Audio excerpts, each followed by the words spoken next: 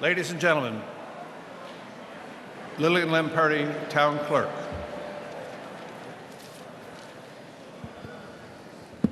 Whoops, am I going to do something? Oh, knocked it off. I'm short. Okay, that's good. Oops, well, I'll hold it. Annual town meeting warrant, Town of Eastham. We're meeting at 7 p.m., May the 5th, 214, at Nauset Regional High School Gymnasium. The polls for the next election will open May the 20th, and they will be open from 7 a.m. and may close at 8 p.m. That will be at the Eastham Town Hall. And if anyone would like large copies of the warrant, there are some on the table, and we'll make sure that you get them if you just put your hands up. To from the Commonwealth of Massachusetts, Barnstable County, to the Constable of the Town of Eastham in the County of Barnstable.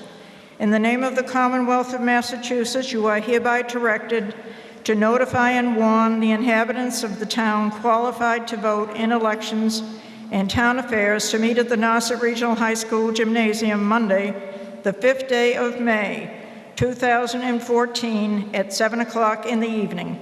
Then and there to act on the following articles in this warrant, and to meet in the town hall at 7 a.m. Tuesday, the 20th day of May next. Then and there to elect the following town officers. You will have a selection of moderator, Board of Selectmen, Town Clerk, Library Trustee, Elementary School Committee, and Housing Authority. And there will be questions on your ballot. There will be 3 questions on the ballot. And for the closing of the warrant, you are directed to serve this warrant by posting attested copies thereof at the post office in Eastham and North Eastham 14 days at least before the date of holding said meeting. Hereof fail not, and make due return of this warrant and your doings thereon to the town clerk at the time and place of holding said meeting. Given under our hands and seals this 18th day of April in the year of our Lord 2014. Signed by the Board of Selectmen. Greetings. In pursuance of the conditions of the foregoing warrant, I have posted attested copies, one each at the post office in Eastham and North Eastham, 14 days before holding time of said meeting. Signed by the Constable, Kenneth Roderick.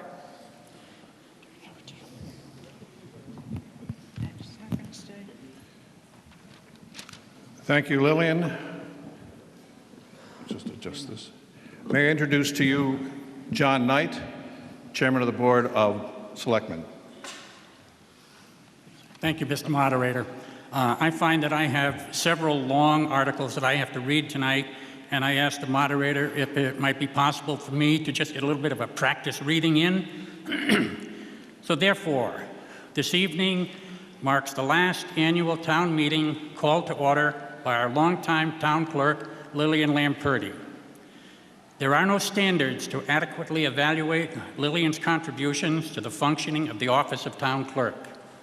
It has been evident that she is constantly striving to make the operation of her office more user-friendly and efficient.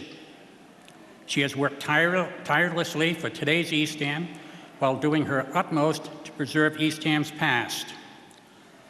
On a personal basis, I have relied on Lillian for information on a myriad of legal issues, minutes of past committee and board meetings, and results of past town meeting actions. I will miss and cherish our sessions, both agreeable and disagreeable, which always ended the same, with a smile and still friends, right? I ask you now to share an arousing show of appreciation and best wishes to Lillian on her retirement.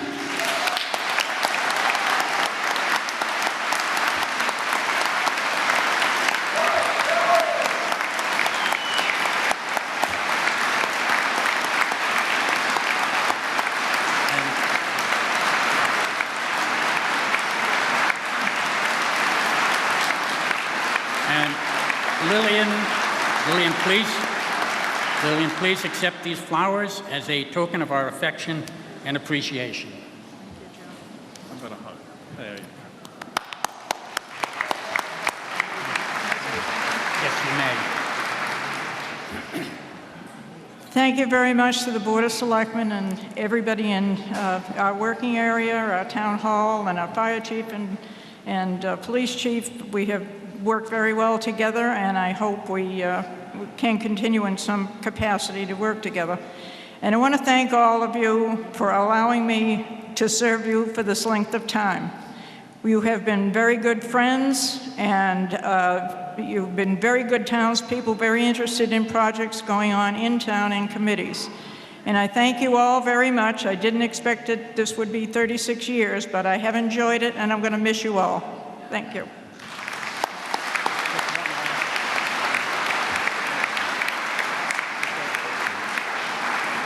Just one last note. In this year, it seems to be of retirement from the town of Eastham. I would like all of us to recognize the work and the effort put in for 2 past terms on our resigning selectman, Amy Ekman.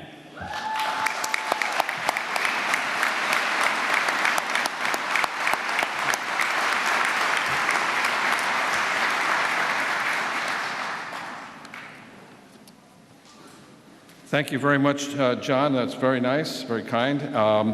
Before proceeding with the actual beginning of the meeting, Police Chief Kohlhewick and Fire Chief Foley would like to have a few moments to explain safety in a room this large. Chiefs?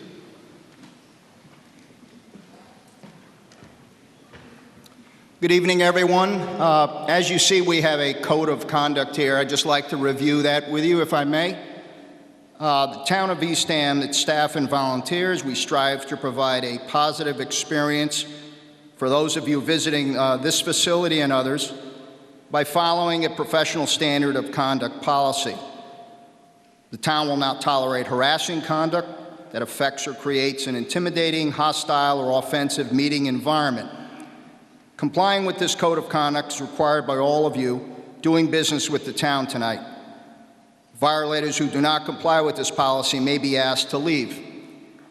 Avoid cause disturbances or disruptions. Show respect for others, the building, the facilities, and personal property of others.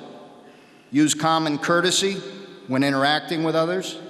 Do not engage in any lewd or offensive behavior. Any form of violence is obviously prohibited.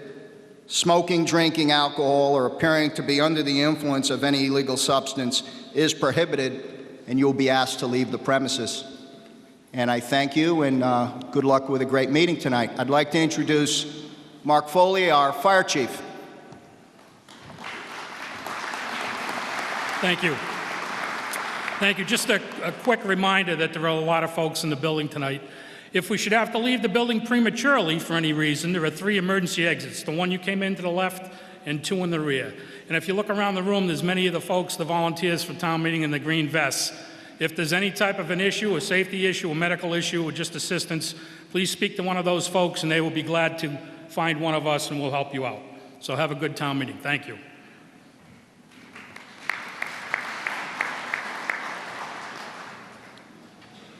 Thank you, Chiefs. Do we have a flag? Over the door? Okay. Ladies and gentlemen, if you'll stand for the Pledge of Allegiance, the flag is over the entrance door.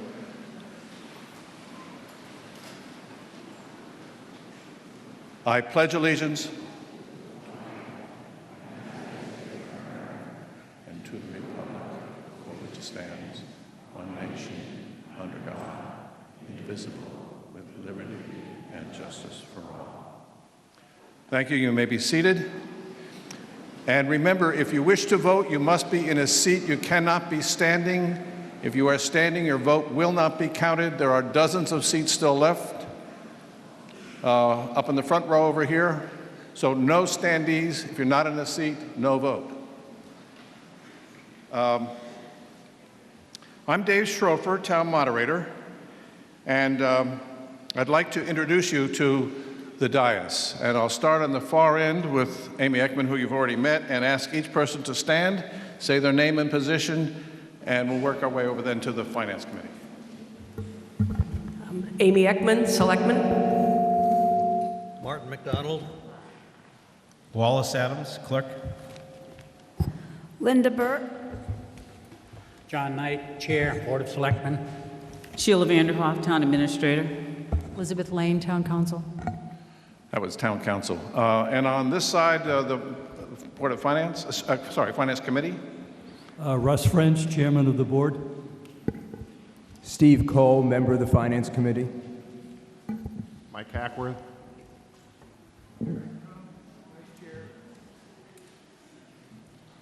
Brian Eastman, Clerk. Judy Cannon. Fred Guidi. John Knox. Thank you, and I'd like to just recognize your videos group here. That's Michael Caleri, also I think assisted by Mary Deeg and by Lisa. Yes, Lisa's there. She's got her camera on me. And also sound engineer Chris Blood.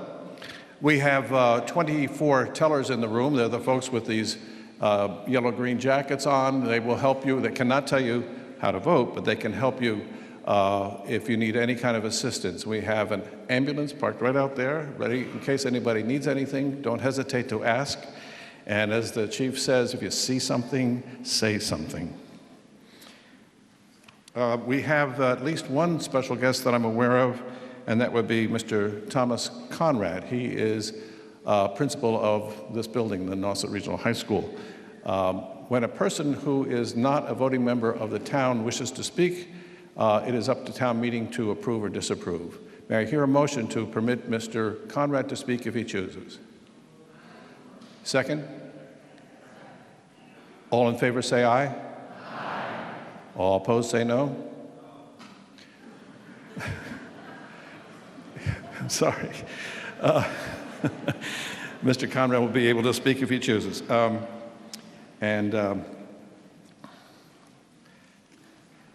So here's some quick procedures of what's going on. The voters must be seated in one of the voter sections. When I call for a vote, only the persons seated in those seats will be counted by the tellers. There are some votes that will require a 2/3 majority, and that will be based on yeas and nays being twice or more the number of nays. And the town accountant, who also is over here to assist us, will let me know if that 2/3 has been achieved. The two tellers will assist you if you need it. When a count is made, both tellers will be certain that their counts agree, and they will tell each other what their own vote is so that everything comes out the same. After the town clerk certifies the vote, I'm given either a slip or an indication that the vote has passed, and then I will declare the vote, and it will then go into the record, and we'll move on. Last page of the printed warrant lists some of the rules and procedures. Please remember that speakers must stand at the mic. We do not permit anyone to shout out anything. Just if you're not on a mic, you don't get to speak. Speaker must await the recognition by the moderator. Just because you're there doesn't mean you speak. And the person speaking may not make a statement and then say, I call the question. If a person makes a statement, someone must be able to speak or deal with whatever that was said, and another person in line can, if they choose, call the question.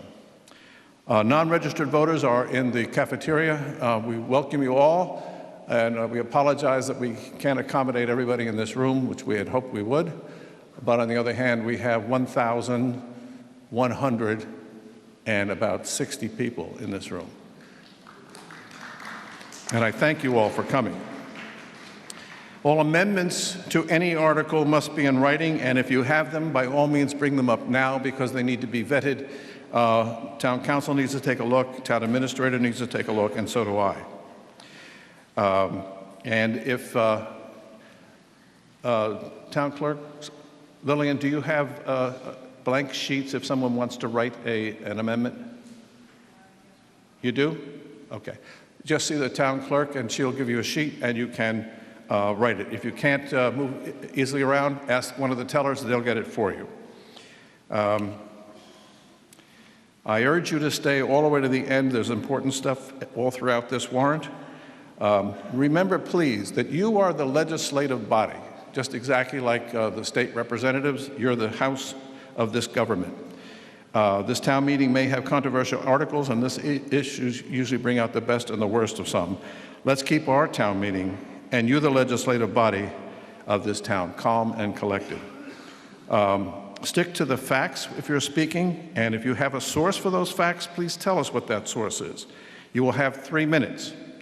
You can come to the microphones, which are near number 7 and near number 5. And if you would come to one of those 2 microphones, at the moment, those microphones are for either plus or minus votes, comments rather. You may not attack or disparage any person. This is about town decisions, not about personalities. And if you do make a personal remark, your time ends immediately, although normally you would have three minutes to speak. And I will call and tell you when you've reached the 3 minutes. Any questions? Seeing none, we'll proceed. We begin by having Article 1, Selectman Linda Burt. Thank you, Mr. Moderator. I move to raise and appropriate $1,700 for the green head fly control as printed in the warrant. Is there a second? Second. There being a motion and a second, anyone wishing to make a comment? I see no one at the microphones. This is a simple majority of vote. All those in favor say aye. Aye. All those against say no. I report that the motion passes. The article is adopted. Selectman Martin McDonald, Article 2. Thank you, Mr. Chairman. I move to assume liability in the manner provided in Section 29 and 29A of Chapter 91 of the General Laws as printed in the warrant. Is there a second? Second. Motion made and seconded. Are there any comments? Well, just to mention, this is a routine article. It provides liability for DEP workers whenever they work in our town. For example, working down at Rock Harbor, it's required if otherwise the DEP won't come to our town. Thank you, sir. Any other comments? There being none, do this as a voice vote. All those in favor of Article 2 signify by saying aye. Aye. Those opposed say no. I move that the motion passes and the article is adopted. Article 3, Selectman John Knight. I move to reauthorize the following revolving accounts through the Town Accountant's Office in accordance with Massachusetts General Laws, Chapter 44, Section 53E, 1/2. Recreation bottles and cans, $10,000. Home composting bin recycling, $2,500. Vehicular fuel sales, $57,000. Council on Aging / Lower Cape Adult Daycare Center, $7,000 as printed in the warrant. Second has been heard. We have a motion and a second. Any comments? Seeing no one at the microphones, this is again a simple majority. Those in favor say aye. Aye. Those opposed say no. The motion passes. The article is adopted. Article 4, Selectman Burt. I move to transfer from free cash $10,000 to the Visitor Services Board as printed in the warrant. Second. Motion made and seconded. Any comment? If not, no one at the microphones, then we will vote. All those in favor say aye. Aye. Those opposed say no. I view it that the motion passes and the article is adopted. Article 5, Selectman Amy Eckman. I move to elect to reallocate the sum of member towns' funding obligation for the Nauset Regional School District as printed in the warrant. Second. Motion made and seconded. Mr. Any Moderator? comments? Yes. Again, this is an annual article, like some of the previous. And by passing this, we are agreeing to pay our share based on Eastham's enrollment in the middle and high school. Any further comments? Seeing no one at the microphones, this again is a voice vote. Those in favor say aye. Aye. Those opposed say no. Okay, this also passes, and we will adopt this article. Selectman Martin McDonald for Article 6. Article 6, I move to transfer from the Stabilization Fund $100,000 to the Tri-Town Septic Disposal Capital Account for purposes as printed in the warrant. Is there a second? This, Is there a second? Thank you. Go ahead, Mr. McDonald. the Tri-Town operates pretty much independently for the last 25 years with very little input from the towns.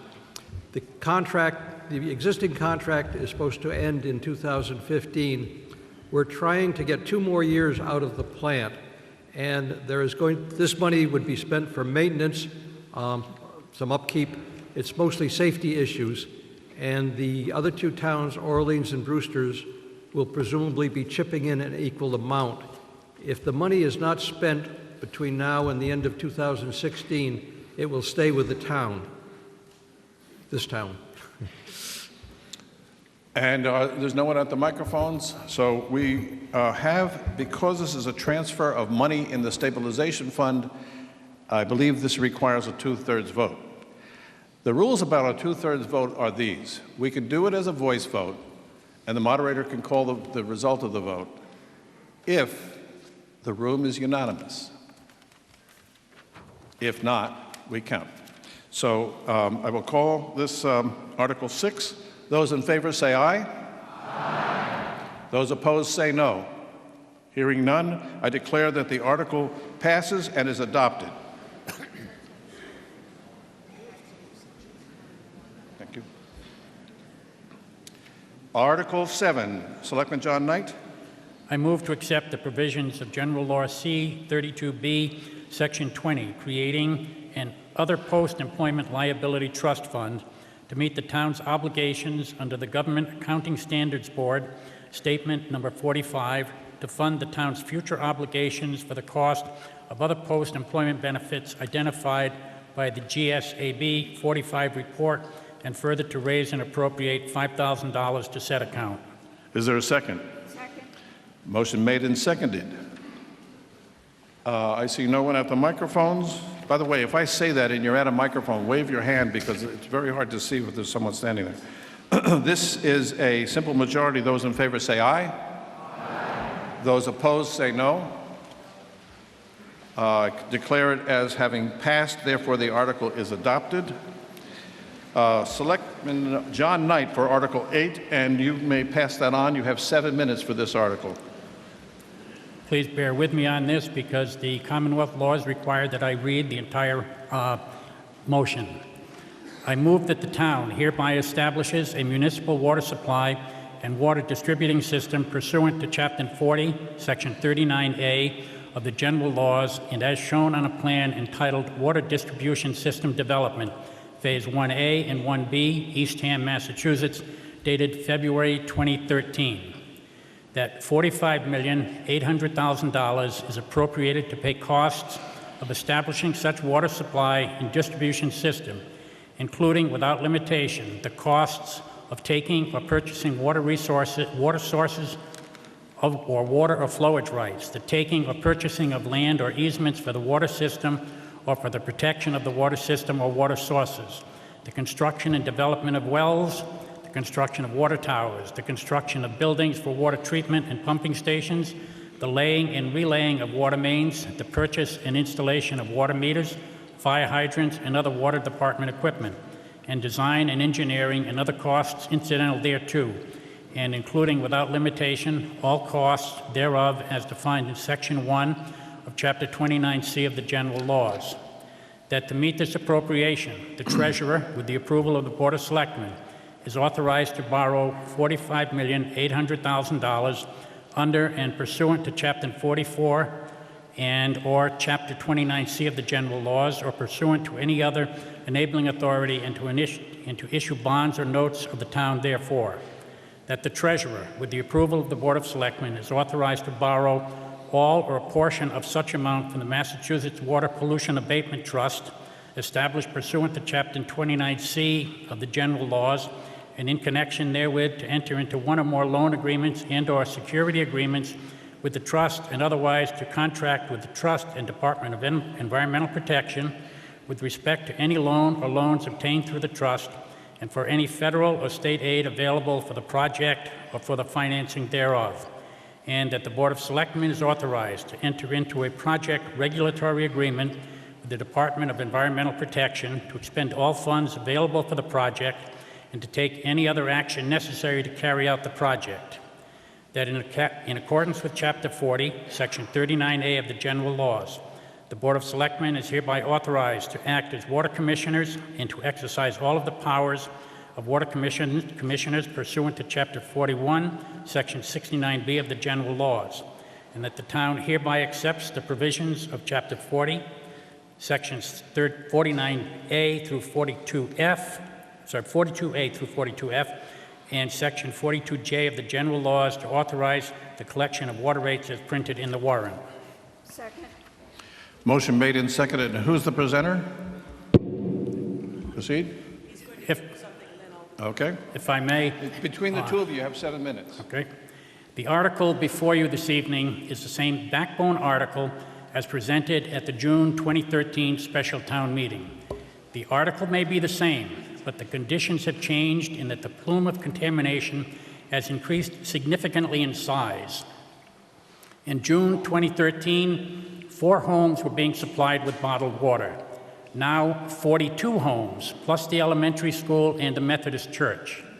The dioxin contaminant has recently been detected in an area approximately 3 miles from the landfill. The loss of a home to fire as a result of distance from a usable source of water has heightened the awareness of the need for a municipal water system. Why now? Why this way? The Board of Selectmen have held over 40 meetings, hearings, and information gathering sessions over the last 2 years in an attempt to arrive at the most acceptable solution to our water needs. There seems to be no solution to satisfy every scenario. The Board of Selectmen has spent long hours listening to you and considering all options. We now offer this article as the most acceptable start to achieving a full town-wide municipal water system. The time to act is now, and tonight we ask for your support. With the passage of this article, we are merely at the beginning of the project, and we will continue to work toward establishing a full town-wide municipal water system. Thank you. Selectman Aikman. So I'm going to give just a brief presentation on what we'll be voting on tonight, specifically with some maps and that sort of thing.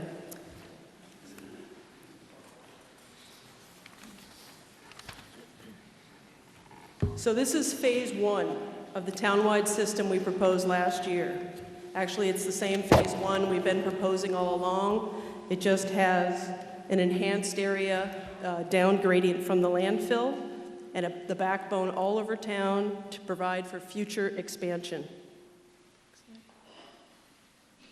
Again, it provides for that area around the landfill. There's 800 additional properties in this enhanced backbone phase that are down gradient from the landfill. Provides enhanced fire protection for all of the town. 80% of the residents in the town will have a fire hydrant within 1,000 feet of their property.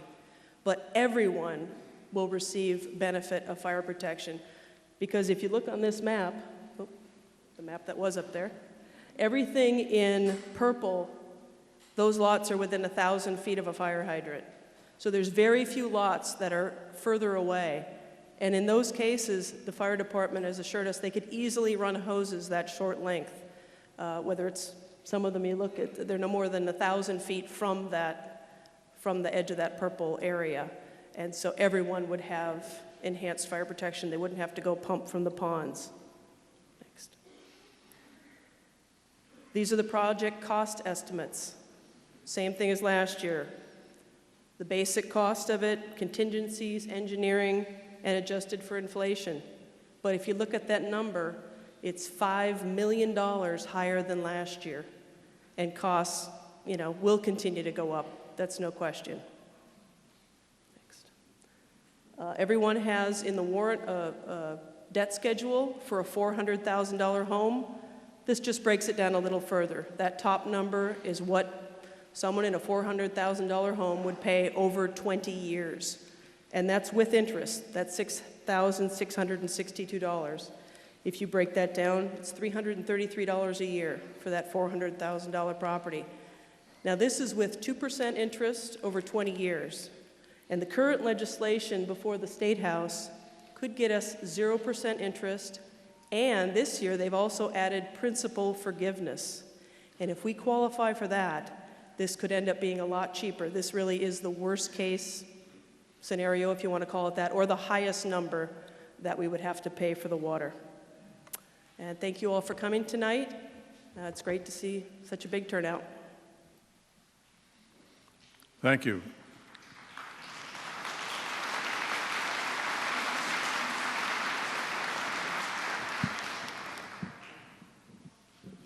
Mr. Moderator, Mr. Ryder. Richard Ryder, Silver Spring Beach Road. In deference to all the 1,100 people that are here tonight, I call the question.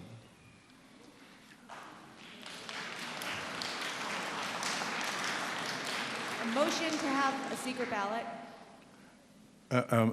With a motion to have a secret ballot.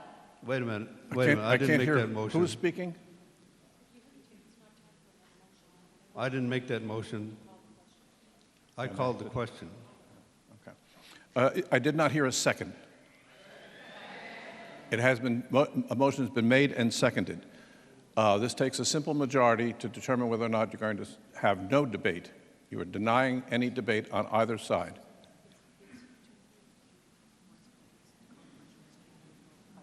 I apologize. Council says it's 2/3 vote. I can do it as a voice vote, but we'll have to just do the best we can here. For those who are in favor of terminating debate and going directly to a full vote, you're only voting now on whether or not to terminate debate. Please say aye. Aye. Those who are opposed, please say no. Sounds like 2/3 to me. There being no objection, debate is closed. Point of order, motion to have a secret ballot. I'm sorry, your name and your address is? Jamie Rivers, 15 Barkentine Court. Ms. Rivers is making a motion to have a secret ballot. Those in favor, I'm sorry, is there a second? I will second that. It's seconded. This takes a majority vote.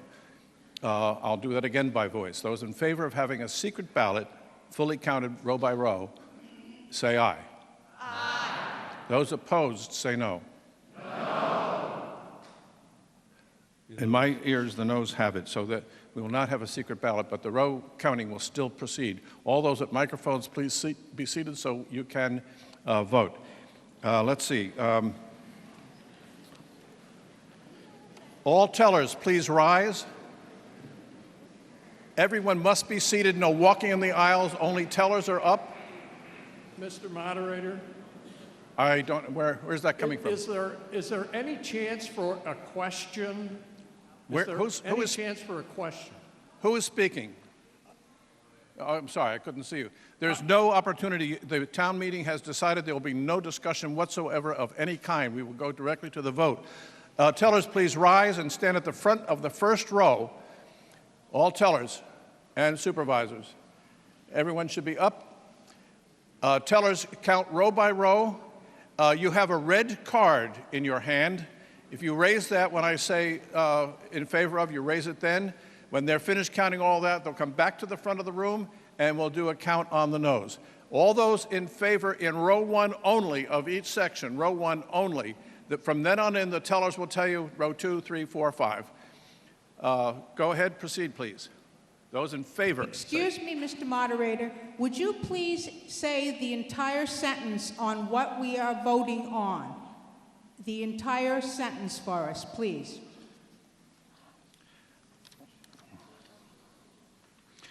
We are voting on the main motion, which is Article 8. It has been moved that the town hereby establish a municipal water supply, and that's what you're voting on. And it is as printed in the warrant. That's how this motion ends. There are no further interruptions. This is a count. I will not recognize anyone at any microphone. Tellers, please count row 1 and then move on to row 2. Those in favor, each time, raise your hand. Top on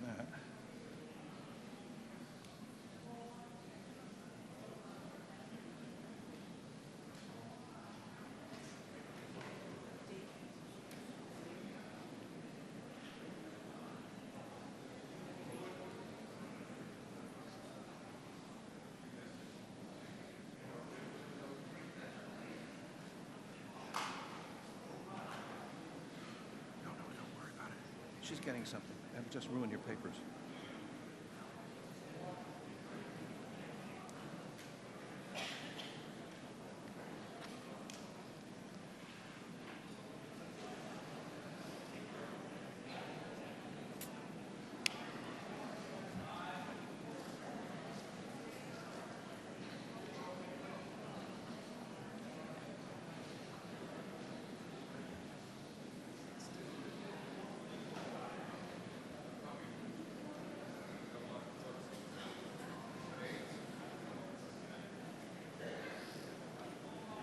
Okay? So, I don't vote.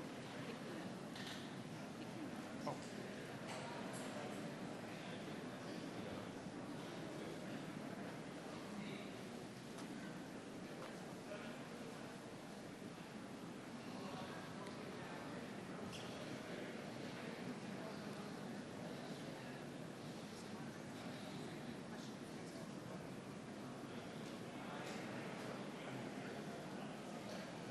I don't vote.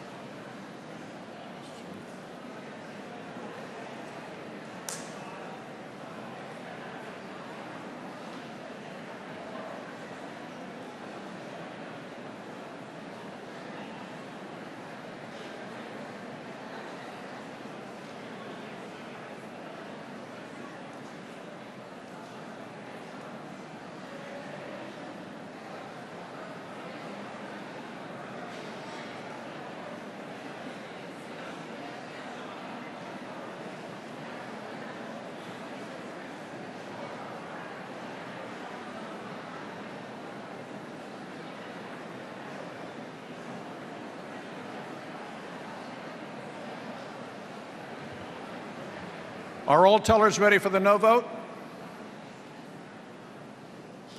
You're recounting, Ed? Okay. Go ahead.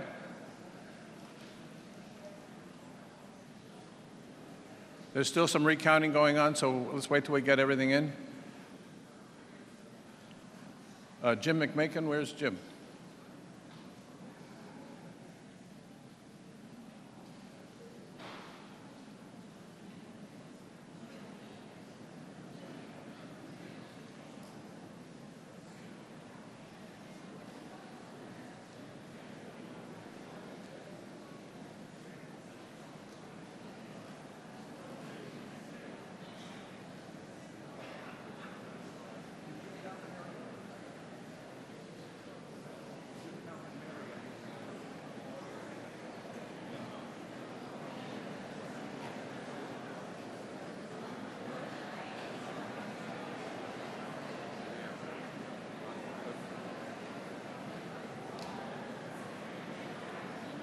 All set?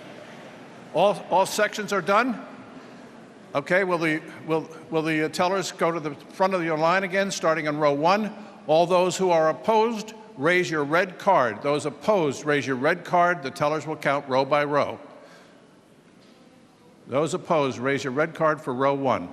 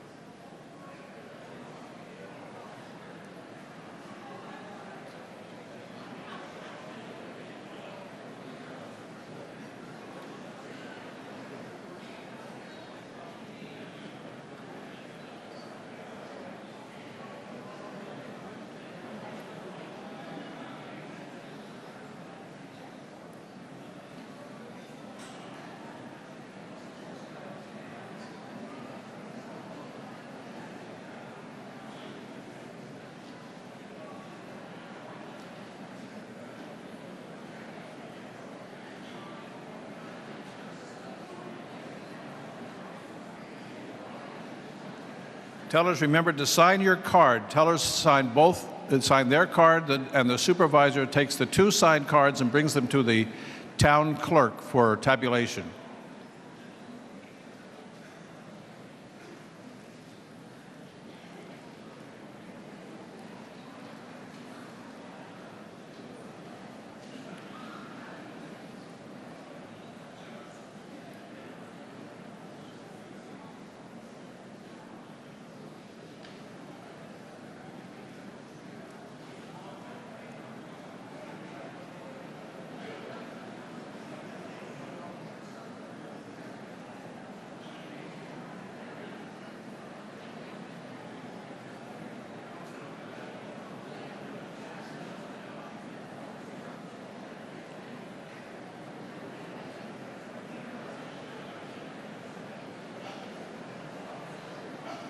Lou?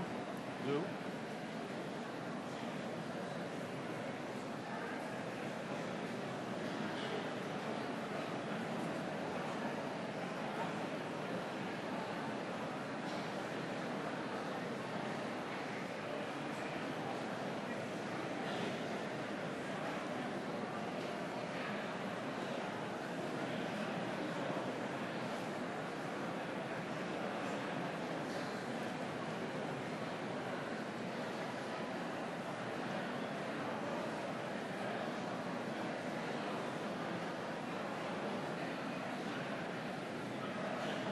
Remember, tellers, do not adjust your numbers unless you recount the row. If the rows don't agree, recount the row.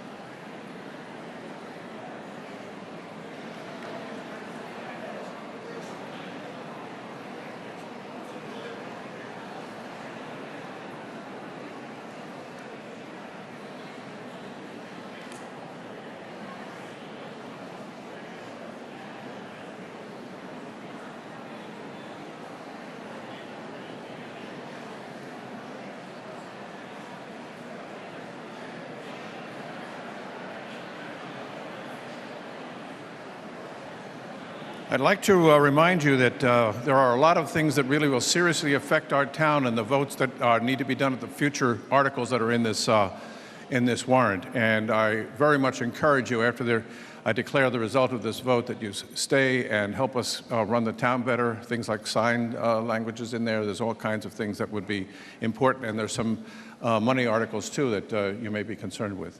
So please, no stampede to the door. We're done, if you can help it. Thank you.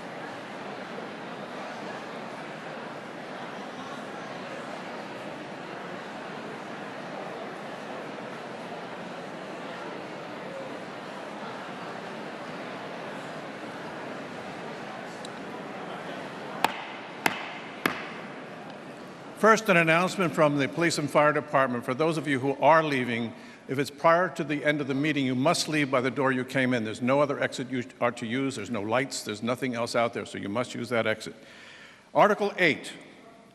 There were 998 people who voted, and in order for a motion to pass, that's a 2/3 majority, the number of positive votes must be twice that of the number of negative votes. The number of negative votes were 140. The number of yes votes were 858. The motion passes.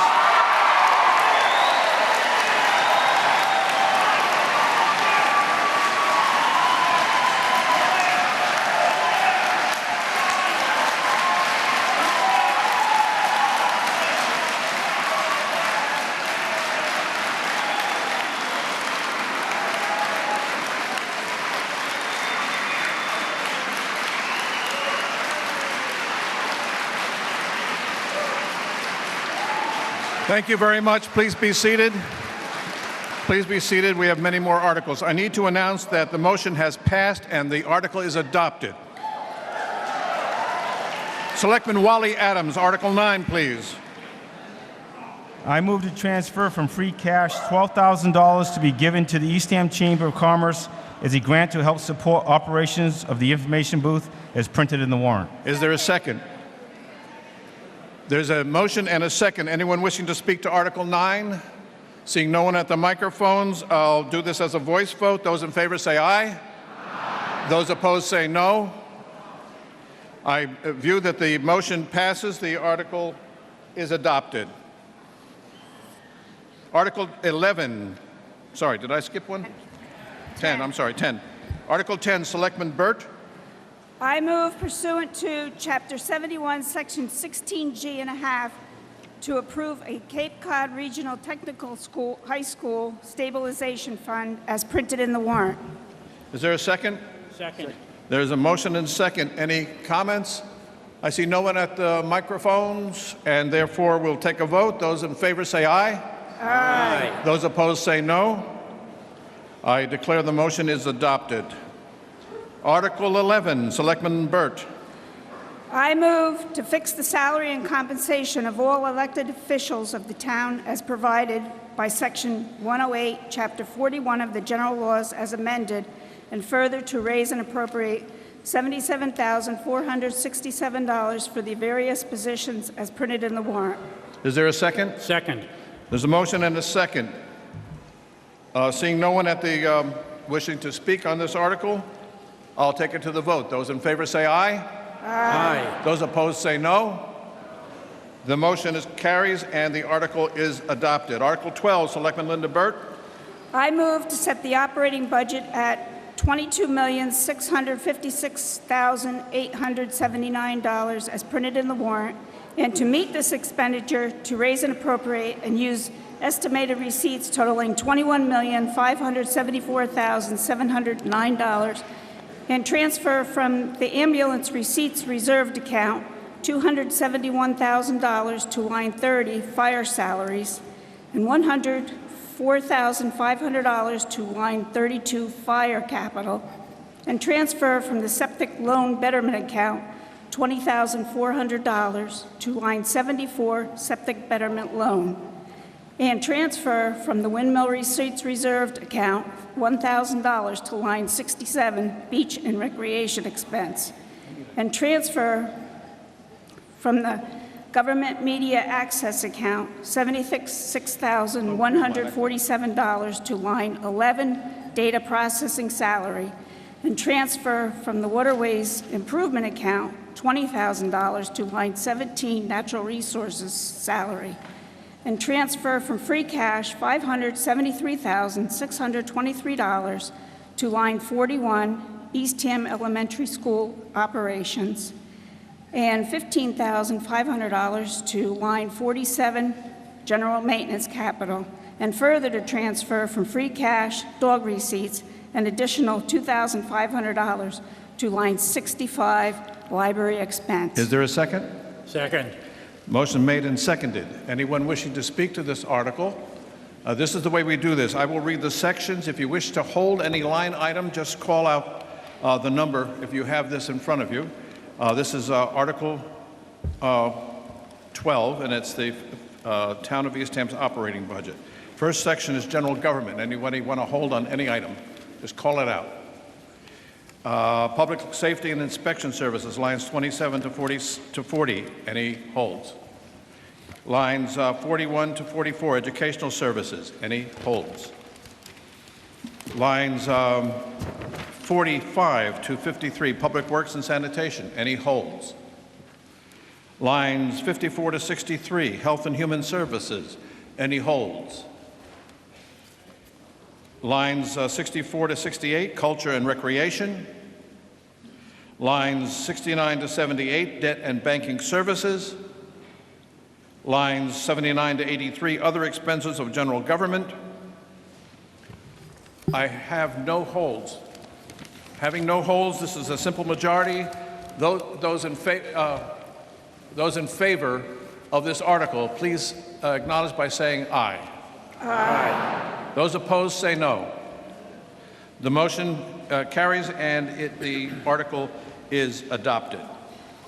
Article 13, Selectman John Knight. I move to appropriate $496,700 and to meet this appropriation to raise and appropriate $20,000 and transfer from free cash $378,700 and transfer from the ambulance receipts reserved account $93,000 and transfer from the government media access account $5,000 for the purposes of acquiring the items and undertaking the improvements as printed in the warrant. A motion has been made and seconded on this article as well. We can ask for any holds on any lines. Does anyone have a hold on any line, lines 1 through 29? Just call out the number. Hearing no holds, I will this is a simple majority. Those in favor of Article 13 signify by saying aye. Aye. Those opposed signify by saying no. Okay. This Article 13 carries, and the article is adopted. Article number 14, Selectman Wally Adams. I move in accordance with the requirements of the Town of Eastham Home Rule Charter, Sections 6 to 6A, to accept the capital improvement plan for the fiscal year 2016 to the fiscal year 2020 as printed in the warrant. Second. A motion's been made and seconded. On pages 18 and 19 is the 5-year capital plan. Article 14, any questions on any item on that article? Mrs. Ascentino, are you rising to speak? Can you make sure her mic is on? Please proceed. I don't know if this is on. Oh, there it is. I had a question regarding the municipal wastewater water planning implementation on line 124. My question on some of these appropriations regarding some of these things, in 2007, we had $76 million debt exclusion for the water, which I hear is still active, could be active. We had $3,150,000 appropriated in 2009 for water, and now with the $45.8 million, that brings up to about $125 million on water projects. I wondered what this next, what's this next appropriation for? Good question. And who would like to address that? I'd like the town administrator or? Yes. Mr. Moderator. Thank you. The article, the line that you see here is the continuing additional debts should the water system be expanded at any point. So we use this article as a planning tool. The amounts of money that you added up have not all been appropriated or expended. A debt exclusion is an authorization, and that authorization has not been utilized.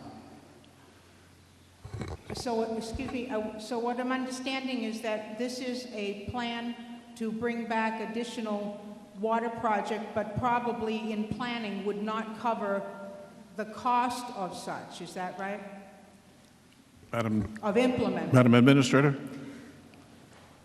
The expectation for a full town water system had six different debt pieces to it, and some of those are still showing on this 5-year capital plan.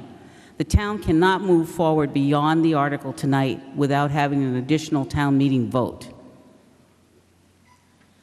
Can you clarify that? An additional town meeting vote to extend beyond the $45 million plan that was approved tonight? That's correct. Understood. Thank you. And I think that's what she was asking. Okay, good. Okay. Article, thank you. Then being no one else at the microphones, we go to Article 15. And wait a minute, we didn't vote this yet. I apologize. So this again is a simple majority. Those in favor say aye. Aye. Those opposed say no. I declare that the motion passed and the article is adopted. Selectman Linda Burt, Article 15, please. I move to transfer $120,000 from the following accounts and amounts: free cash, $100,000, and $20,000 from bulk fuel, fiscal year 14, line 24, to the following accounts: $10,980 to the snow and sand salary account, line 48, $36,739 to the snow and sand expense account, line 49, $72,281 to the IRAP account, and further to transfer $85,000 from various prior years' unexpended balances of Article 13 road maintenance accounts to the Ellis Road grant account. Is there a second? Second. Motion made and carried, motion made and seconded. I see no one at the microphones. We'll go to a vote. This takes a simple majority. Those in favor say aye. Aye. Those opposed say no. I move that the motion passes and that the article is adopted. Article 16, Selectman Amy Eckman. I move to raise and appropriate $89,000 for the funding of potential settlements of collective bargaining agreements between the town and employees' unions and employees covered by the personnel bylaw, covering the period commencing as of July 1st, 2014, as printed in the warrant. Is there a second? Second. Motion made and seconded. Anyone Mr. wishing Moderator? to speak? Raise your hand. I can't see. Oh, sorry. We're currently negotiating all of the union contracts, and this is a set aside so that we can continue to negotiate with them. Thank you. No further comments on this. It again takes a simple majority. All those in favor say aye. Aye. Those opposed say no. The motion carries and the article is adopted. Article 17, Selectman Wally Adams, please. I move that the town appropriate $700,000 to pay cost of engineering, design, dredging, and material disposal of Rock Harbor, to be expended in conjunction with the town of Orleans, including the payment of all costs incidental and related thereto, and that to meet this appropriation, the treasurer, with approval of the selectmen, is authorized to borrow said amount under pursuant to Chapter 44, Section 7, subsection 7A of the general laws, or pursuant to any other enabling authority, and to issue bonds or notes of the town therefore. Provided, however, that no sum shall be borrowed or expended hereunder unless until the town shall have voted to exclude the amounts required to repay and borrowing pursuant to this vote from the limitations on total property taxes imposed by Chapter 59, Section 21C of the general laws. Second. There's a motion and a second. I'll go to this microphone first. Is there someone at this microphone? No. Someone over here? Yes, Mr. Ryder. I am someone at this microphone, yes. Richard Ryder, Silver Spring Beach Road. As recently as this afternoon at 14:30, I brought the motor lifeboat 36500 back from a visit to New London, Connecticut. This boat is 68 years old. It draws 3.5 feet of water. I came in at half tide, and we could barely get in at half tide. Half tide into Rock Harbor? Yes, sir. The boat draws 3.5 feet, and if you go there tomorrow at low tide, it will be sitting on the bottom. This is not good for a boat that is on the National Register of Historic Places. And so I encourage people to vote for this. By the way, the town has been held captive by people who don't want dredge spoils or stuff, fine sand put on their beaches. I don't know if there are any people in Eastham of that caliber or not, but The town is held captive by rules that we don't make. So we have to spend a lot of money to put the sand, the dredge spoils, if you will. They don't like spoils, but that's what they call it, pumping it offshore. So I advocate that we vote for this. Thank you. Thank you, Mr. Ryder. Mr. Moderator. Mr. Moderator, Adams.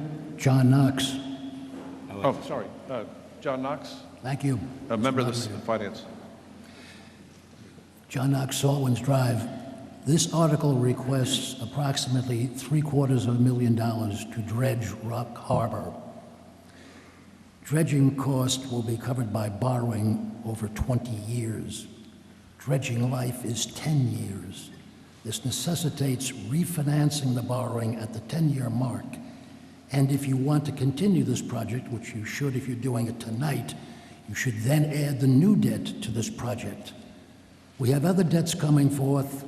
This debt is going to hit those other debts with vengeance. So I ask you to consider carefully what you're voting for tonight. It's a perpetual debt cycle. Thank you. Thank you. Mr. Adams? Thank you, Mr. Moderator. I'm in favor. Hopefully we vote in favor of this tonight. This is an asset to the town. This is no different than cleaning up our ponds and keeping our beaches clean. We spend over $115,000 a year keeping the beaches clean in this town.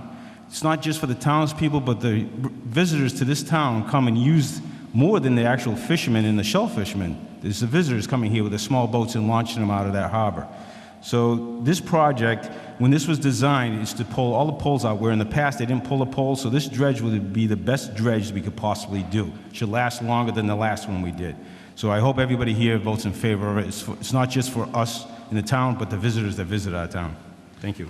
Mr. Adams, can you or anyone else answer Mr. Ryder's question? What happens to the spoiled sand? The spoils will be taken offshore in Cape Cod Bay. There is a disposal site that we're getting permitting for, and there will be none put on the beaches unless we're not allowed to put any of it. But if anything does go on the beaches, it'll be just the silt sand that's in the mouth of the harbor, not the actual spoils in the inner harbor. Selectman Ekman. Yes, Mr. Moderator, may I ask the FinCom, it's printed in the warrant that they were to vote at town meeting, and I was curious what that vote of the Mr. FinCom Chairman, is. what is the vote of the Finance Committee? The vote of the Finance Committee was 2 for it and 4 against it. 2 for and 4 against. Any further questions? Mr. Moderator? Yes, sir. Fred Guidi, Arrowwood Drive.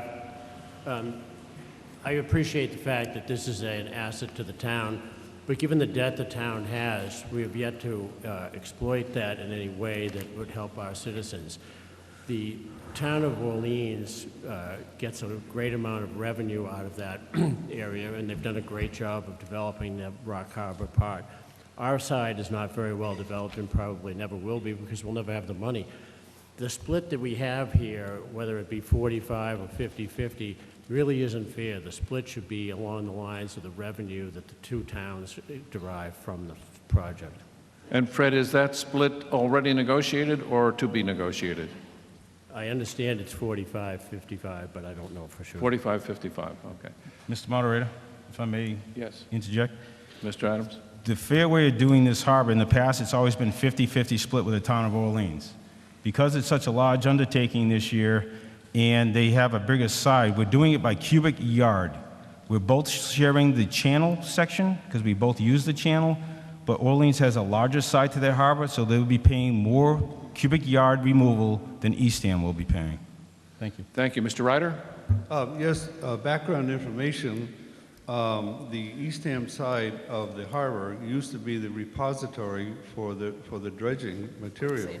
It was like a basin that was scooped out there, and the water would naturally be pumped, would rise to the top, the sand go to the bottom. Somewhere along the line, either the Conservation Commission, Eastham Conservation Commission, I think they're complicit in this, or somebody has said, we can't do that anymore because I don't know why. So now the whole area has been filled, so the basin that was there is all level fill. But that stuff used to be scooped out when it dried and was taken up to places like Cooks Brook, campground, stuff like that, town beaches, and dumped on the beach. Which will no longer happen, I understand, correct? That's correct. That's correct. But I just want to make a point that we are victims of our own town boards. Thank you. Thank you, Mr. Ryder. There being no further persons at the microphone, this is a two-thirds majority vote. Once again, I do remind you that I will try a voice vote, but if there's a single no, then I cannot accept it as a voice vote, and we will have to count. And the teller should be prepared and ready for a vote if that comes to that. So those in favor of Article 17, say aye. Aye. Those opposed, say no. No. We do not have a two-thirds, and we will therefore count. All tellers, please rise and start at the first row. Count first the yeas and then the nays. If you don't have a card, please go to the town clerk, and she will give you a card.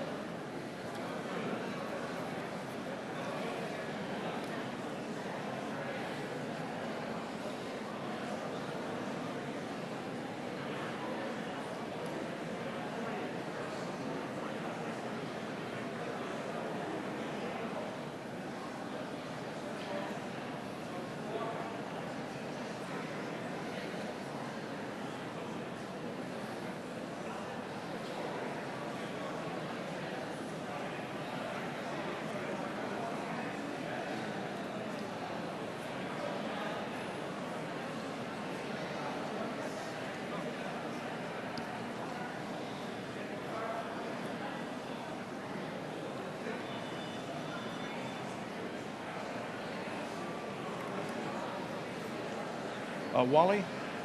Wally?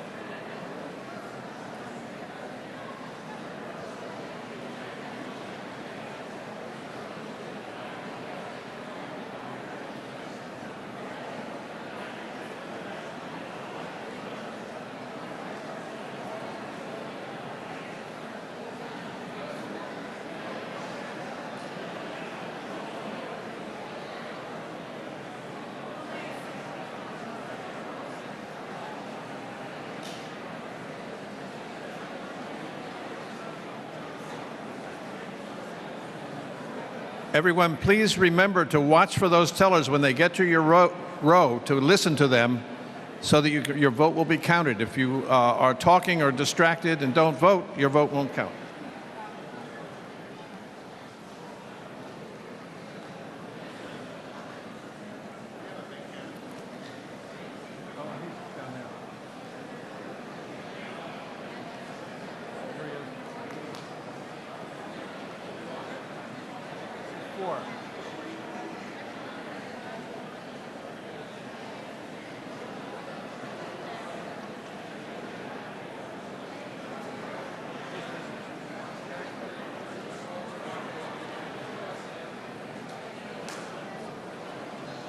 Thanks. Yep.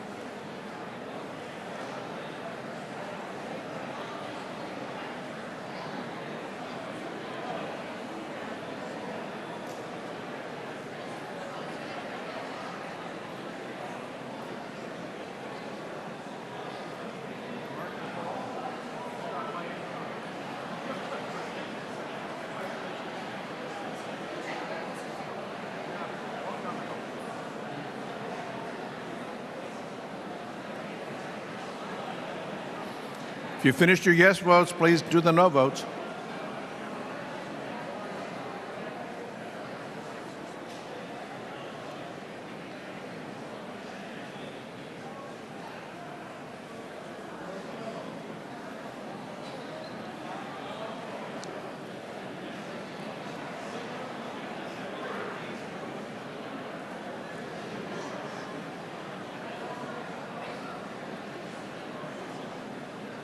You all done? You can do the no's now. Yeah, once you've done the yeses, please do the no's. This is the no vote count.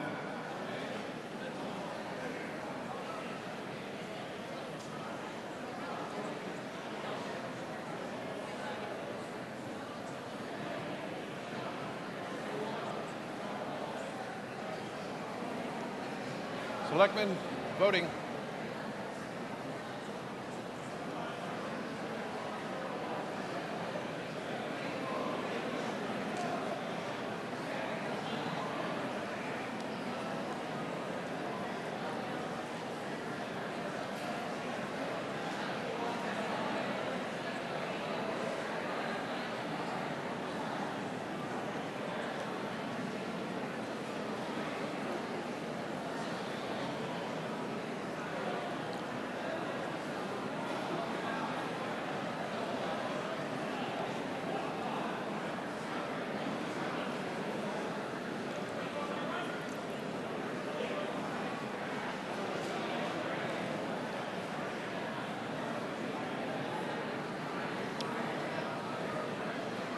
Tellers, as soon as you're done, please go to the town clerk's desk, and then we're going to presume while the vote is being counted, we're going to resume the next article as soon as you're done.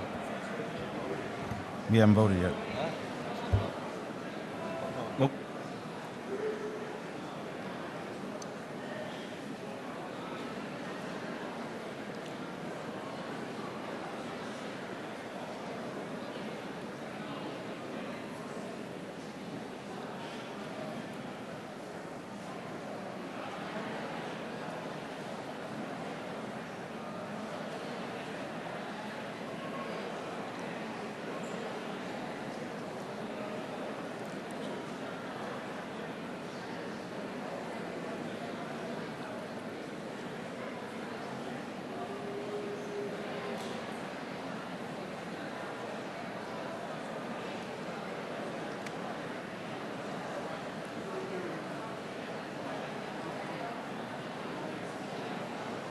Bad. Recount the vote. The vote didn't agree. So count what's got. Count what's there when you count. Yep. You're only doing that because your numbers didn't agree. Is that right? You did that because your numbers didn't agree with the partner?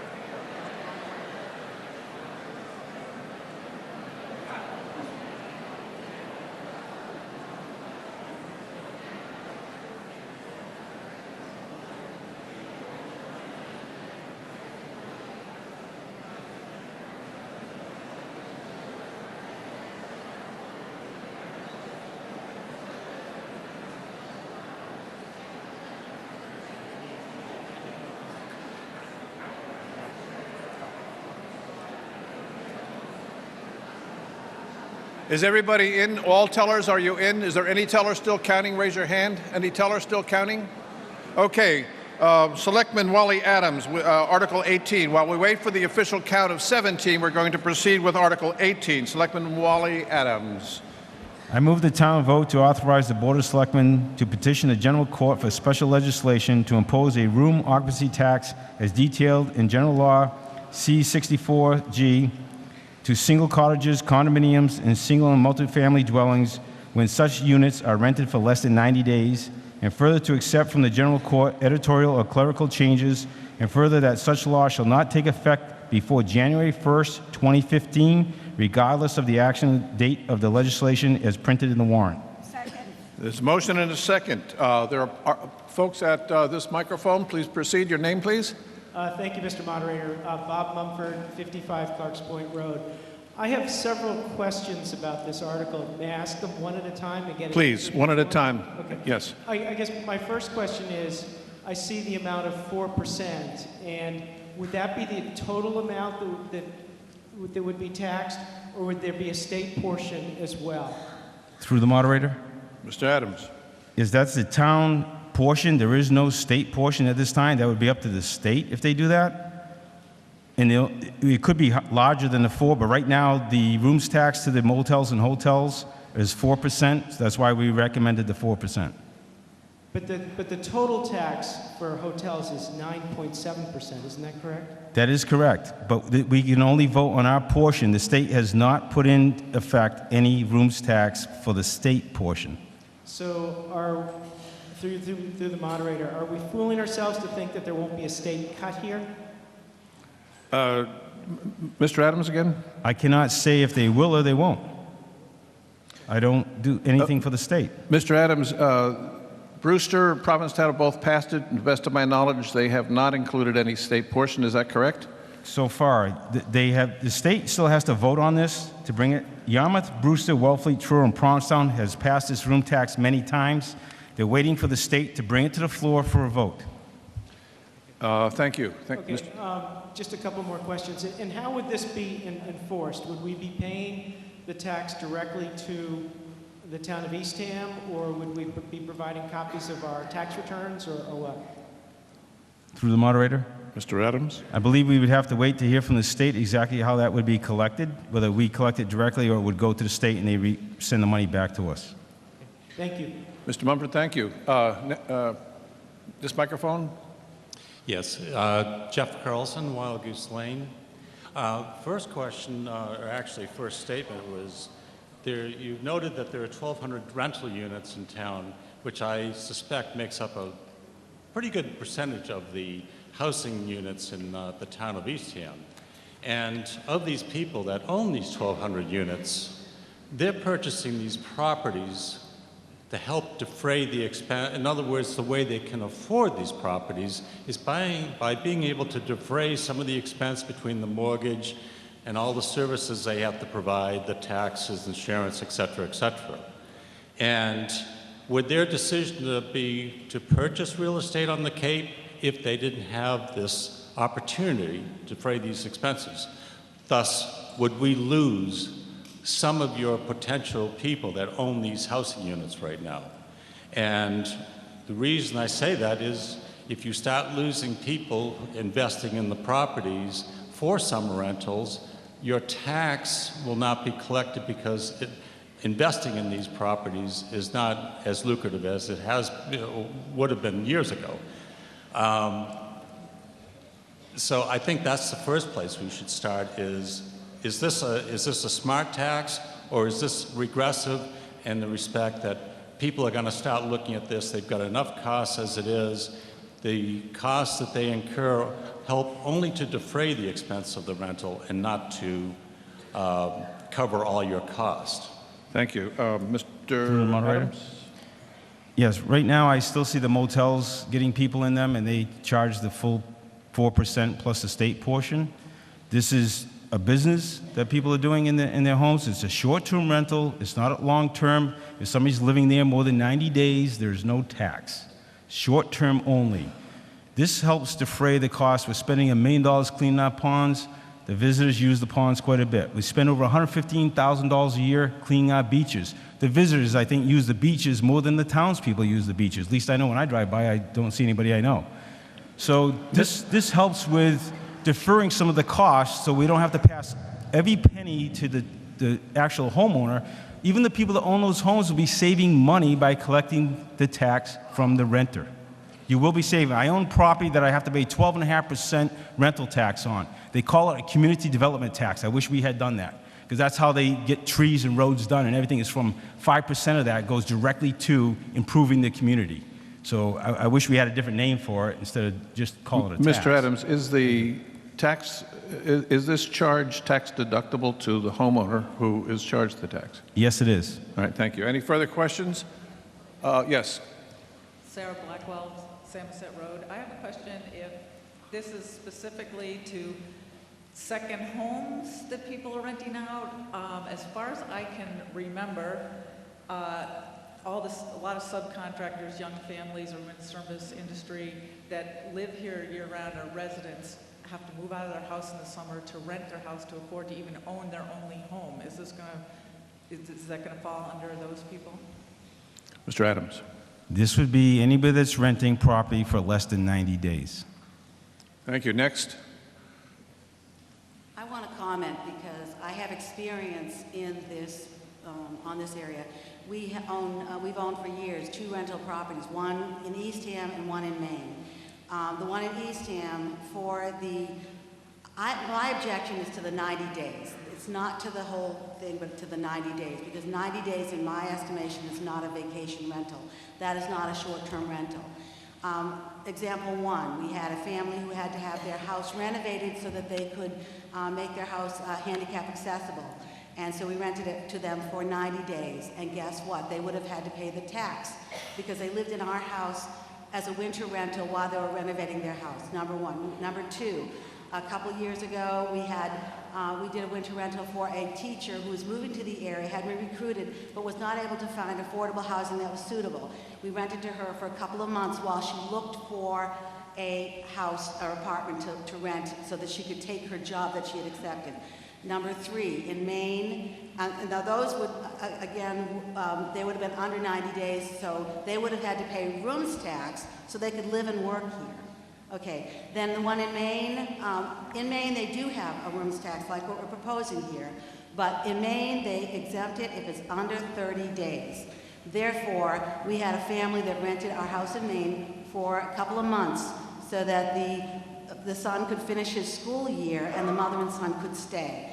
That is an acceptable. In Maine, they did not levy the tax on that family for the 2 months that they rented our house because they needed to stay so that the father could go and oversee renovating and building a new house because they were moving to another town. Thank you for your question. I urge all of you to consider that if they make it not 30 days or less, it would probably be acceptable. 90 days is not a vacation rental. Thank you. Mr. Adams, did you wish to comment? Ms. Maria, I know other areas that they consider 6 months or less in a tax, not just the 90 days. So it's a short term. If somebody was renting for 91 days, they wouldn't have to pay the tax. Thank you, Mr. Adams. Mr. Nickerson? I'm sorry. Mr. Opel. William Opel on 395 Locust Road. I think it was 3 years ago we passed this same kind of article, and then wisely, in the past 2 years, rescinded it. I think for several reasons. One, it is reasonably unenforceable. There is no plan at hand on how it would be collected or who would collect it or how you would enforce such a tax. And I also believe that the estimate of potential revenue is tremendously overestimated. It assumes that the people who own the house will not be here at all during the summer. There'll be a way and the house will be rented for seasonally for 10 weeks. If you own the house, you do it so you can come and enjoy the Eastham as we all do. And not everybody charges $10,000. I think an estimate of revenue, given all of the problems of collection, would be much less than, it might make $200,000, which is peanuts at times. Thank you, Mr. Opel. Mr. Nickerson. Nate Nickerson, 60 Briggsfield Road. What is the current tax for hotels, motels right now, room tax? Mr. Adams? The town portion is 4%. In the state portion? I'm not exactly sure of the state portion. Judy, may I ask a question through the moderator to Judy Cannon? She has a hotel, she can tell me. No, you may not. You can ask a question of me, and if she chooses to answer, that's her call. But what is your question? Well, the question is, what is the total tax on hotels right now? Rooms, occupancy, room tax? One moment, please. 9.7%. Okay, almost 10%. And then when you add on, most of the business is conducted with credit cards, so you add on another couple of percent, you're up to about 11%. Motels are kind of getting hammered right now, and a lot of that is due to there are so many second homes that are being rented out. I'm not a real tax, I don't like taxes anymore than anyone here, but there's a fairness issue here too, and I don't see why these hotels that are struggling, and they are struggling, they're not money machines. I don't know why they have to pay 10% hotel tax, and these people that built their second homes or whatever, houses for investment, can't pay 4%. I think that's reasonable.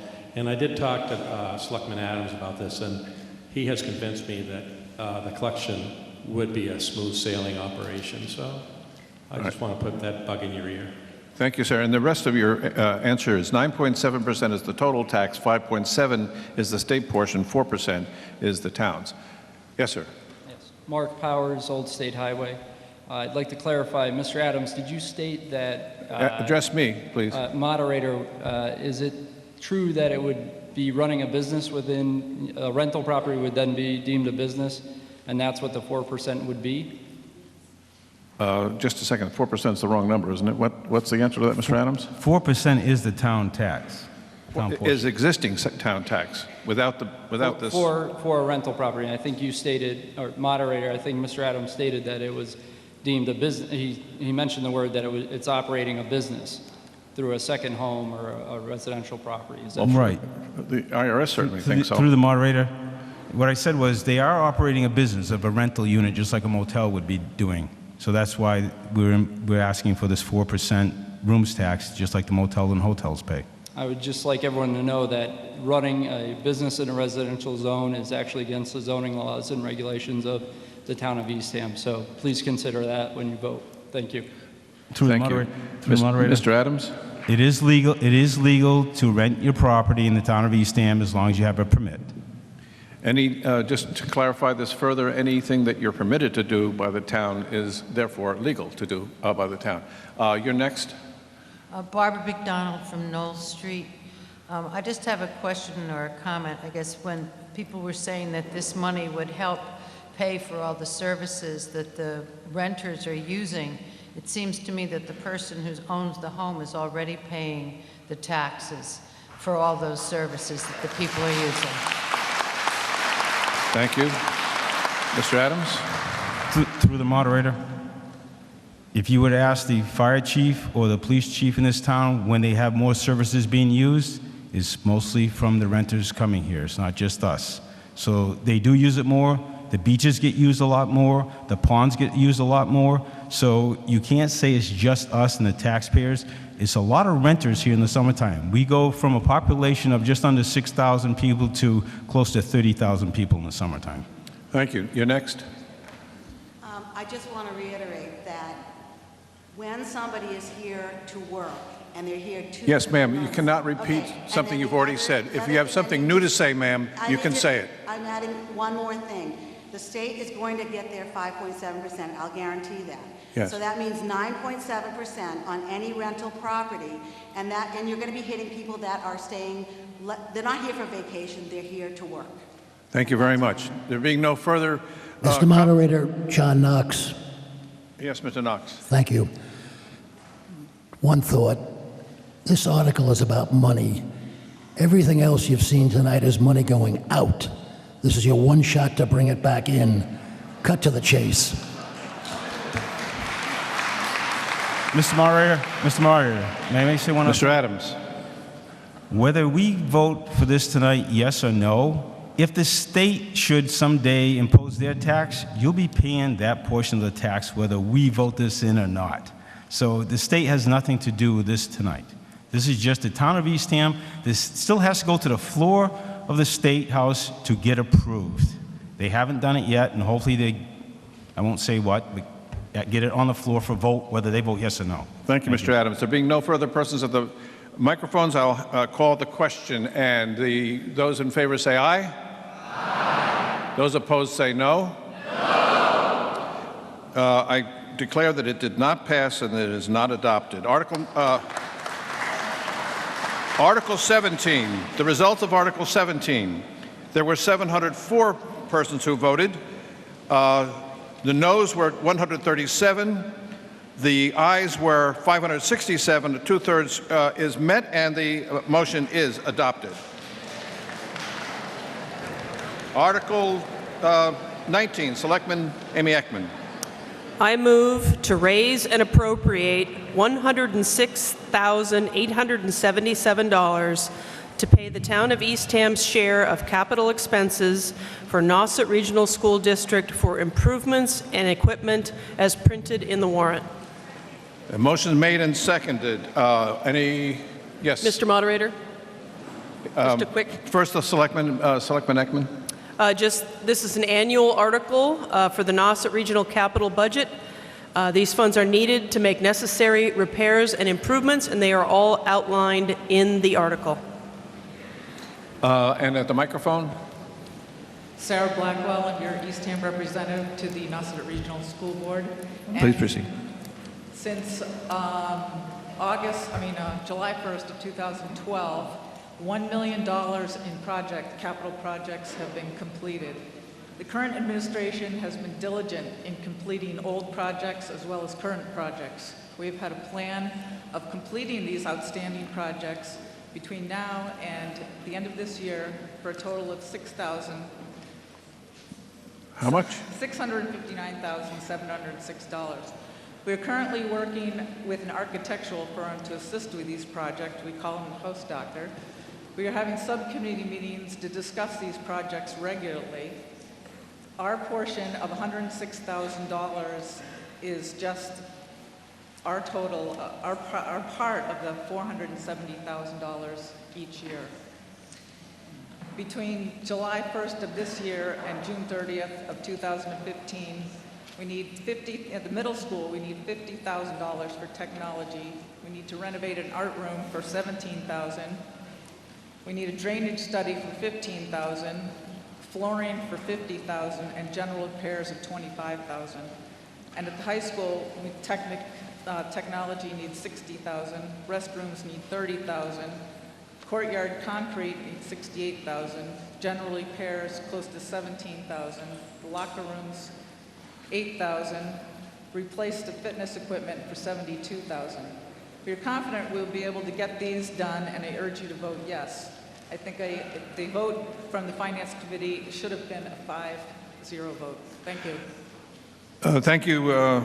And there being no further persons at the microphones. FinCom. Sorry, who's asking? Russ French. Dave. Say your name. Russ French, Chair of the FinCom. I've been an ardent and am an ardent supporter of the Nauset Regional School System. They are doing a wonderful job, and they are trying very hard to get this particular article under control. That being said, something has been lost in translation. For the last 5 years, fiscal year 10 through 14, this all-district capital article fund budget was $459,000, but it has been underspent by an average of $151,000 per year, or a total of $755,000. That's over $750,000 that has been appropriated by the four towns but has not been spent. They are in the process of attempting to spend it down now, and my last understanding, it's down to $658,000. At this present rate of expenditure, the Nauset Regional System has at least 2 to 3 years of already approved funding and needs no additional expenditures. My understanding is that if 2 towns vote against this capital funding, then all 4 towns will not have to pay anything for fiscal year 2015, saving Eastham $106,877, which is a substantial amount and we can use. There is no guarantee that any other town will choose to vote against this expenditure, but I strongly think Eastham still should vote no on Article 19. My preference is to have the Nauset Regional School Committee rescind the all-district capital article fund of $470,475 and take time to do the following this coming fiscal year. 1, review the budget forecasting as it is 27.4% under forecasted per year. 2, review the implementation of this budget as the forecast is not being made operational.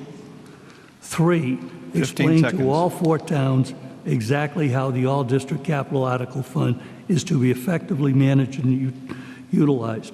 Finally, it is very disappointing that the Nauset Regional School Committee is requesting a 2.5% increase, likely to occur each year, when they underspend the present $459,000 by $151,000 a year. Thank you, Mr. French.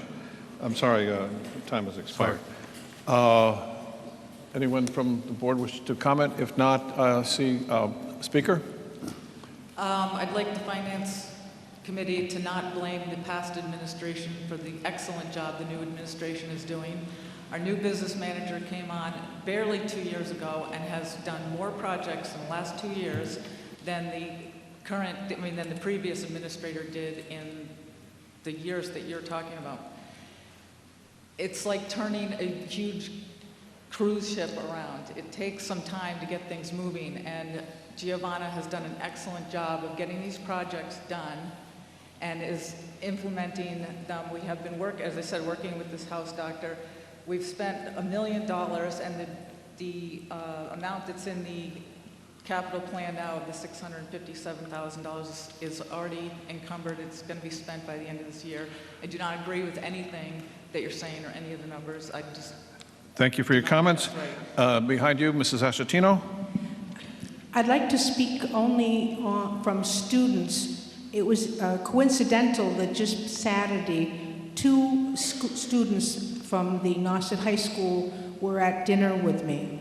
Ma'am, I'd like you to speak only to the article. Yes. It's Okay. wonderful that you had them at dinner, but Well, please to the article. I'll speak only to the emergency need of the stairs to be fixed at this high school, that they are broken. A student fell recently and injured their face. And so I urge, whether it's already accounted for in the budget or in this bill, we do need to take care of a very dangerous situation with the stairs in this school. Thank you. Thank you very much, Mrs. Asatino. Seeing no one else, no other comments? Russ French for the FinCom. Yes, sir.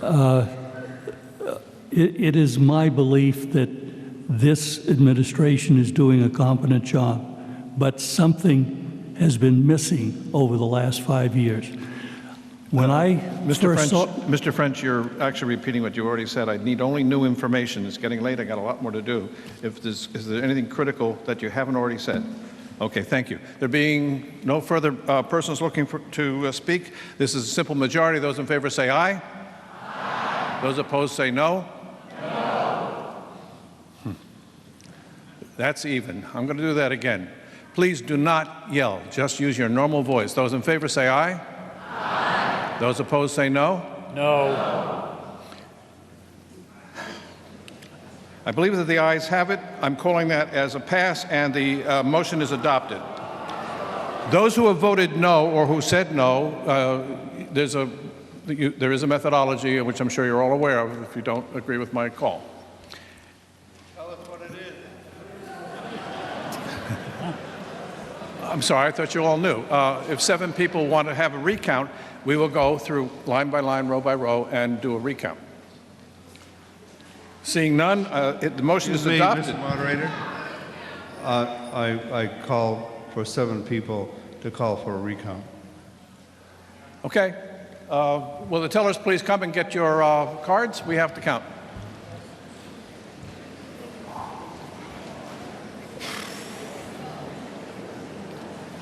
Let them spend them.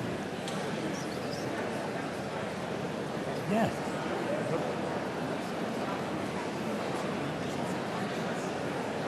They haven't, according to what shows that they have enough money to pay for everything. Let's try something while they're getting their cards, because this is going to take a long time, and I'd like to see if we can speed this up.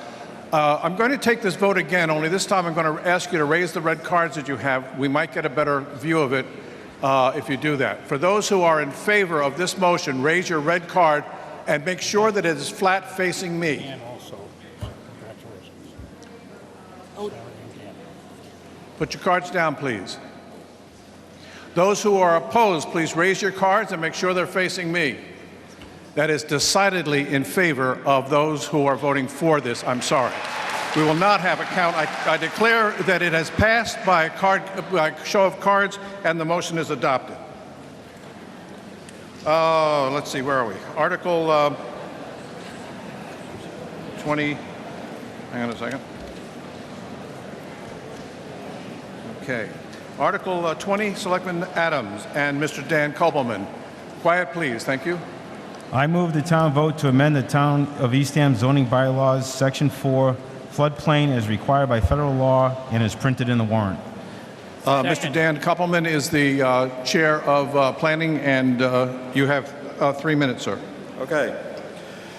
Basically, in order for any property owner in the town of Eastham to be eligible for flood insurance under the National Flood Insurance Program, the town is required prior to July 16th, 2014 to amend Section 4 of the Eastham zoning bylaw to adopt new zoning maps issued by Federal Emergency Management Agency.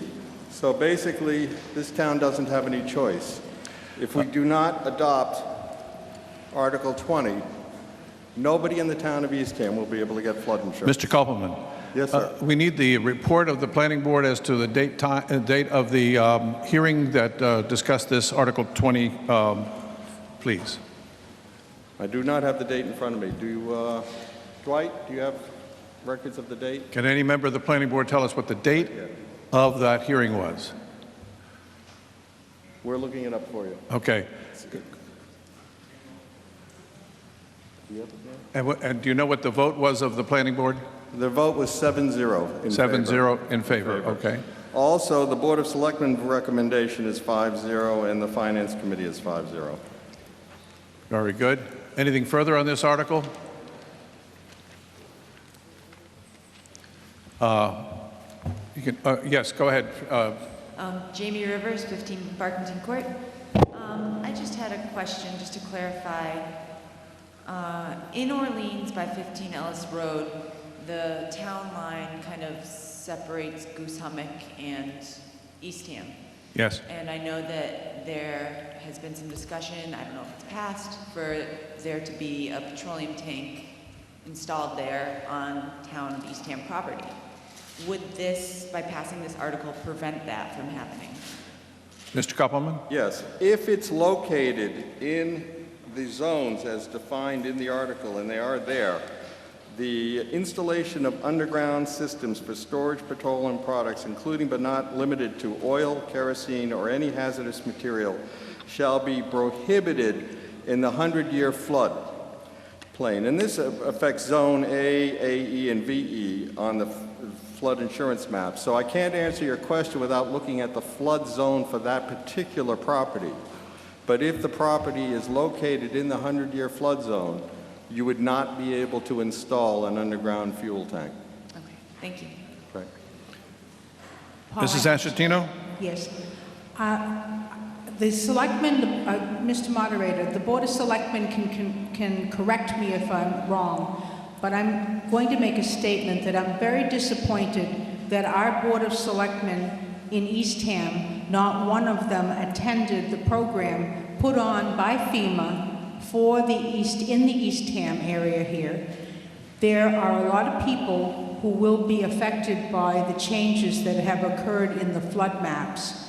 And many of the towns on the Cape made a big effort to be knowledgeable themselves so that when the citizens came to the town, they were helped and not just sent off to a number with FEMA, which is very difficult.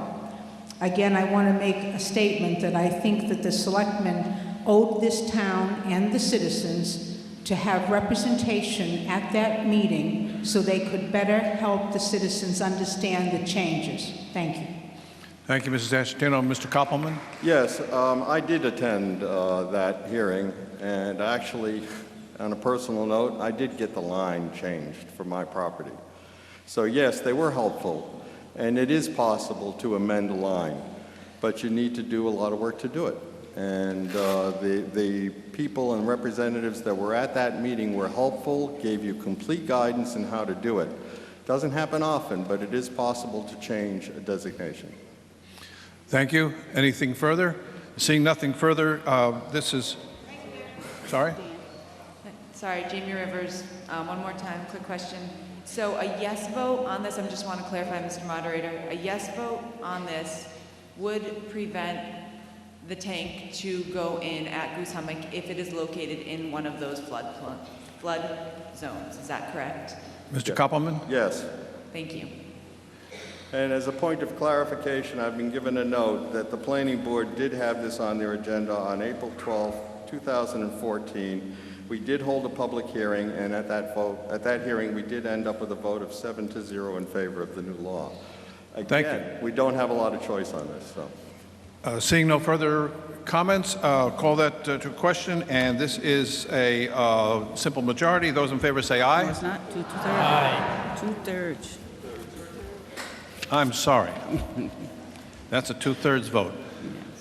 Can I do this by unanimous? Oh, yeah. Okay, I'll at least make one effort to do this by unanimous vote. If it's a unanimous vote, I can declare it. If it's not unanimous, we will do the cards. Can I do the cards and count? You have to actually count the cards. Okay. So all those in favor say aye.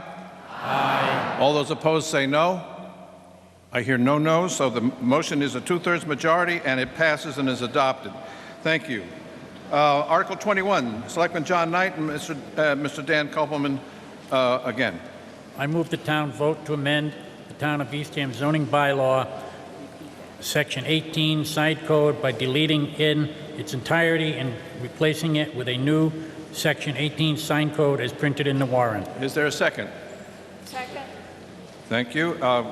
Those who wish to speak to this are Mr. Ryder. Yes, once again, in deference to the people who are here, can they point out any significant changes in the current law as opposed to what they're proposing? This is a whole lot of stuff that could be like misinterpreted, or if we don't know what we're voting for. I don't think it's really fair for you guys to, or men and women, to give us 3 pages of stuff that we really don't know what's changed and what hasn't. Mr. Koppelman, first Yes. of all, was there a hearing, and what was the date of the hearing? Yes, there was a hearing. It was also on well, there were many hearings, but the last hearing that we had just prior to this hearing was the April 12th hearing. This was on the agenda, and we did vote 7-0 in favor of it. Mr. Moderator, I don't doubt Mr. Koppelman's sincerity, but this is his voice, this is his chance to convince us that this needs to be changed. Okay, I'm willing to do that. Okay, basically what we've got here is a sign code that is brand new. It does give the business owners of the town of Eastham additional options in using signage to promote their businesses throughout the town. We have felt in the past that the existing sign code has not been enforced, and it was a feeling of the planning board that the code needed to be reworked to make it practical, to make it fair, and to balance the rights of the business owners versus the residents of Eastham. By implementing this code, there's going to be some new issues generated here. Every sign in the town of Eastham is going to have to be registered. That is not the case now. As a result of being registered, it will have to conform to the code. If there's a pre-existing sign that was permitted under a previous code, it will be grandfathered and allowed to continue. If there's a previous sign that was not permitted but put in without benefit of permit, the property owner will have the right to apply for and seek the same registration and permit. The goal is that within 1 year's time of the passing of this code, that all signs will be registered in the town. We've had a pretty liberal program designed here to benefit the average business owner, to not make it so cumbersome that he couldn't apply for permission to keep his sign. We do have an affidavit program. It's listed in there. I don't want to go through the whole thing, but basically it's pretty fair in terms of what he has to do to try to prove, including just photographs given at a certain date, previous permits issued, and other data in order to secure permission for his sign.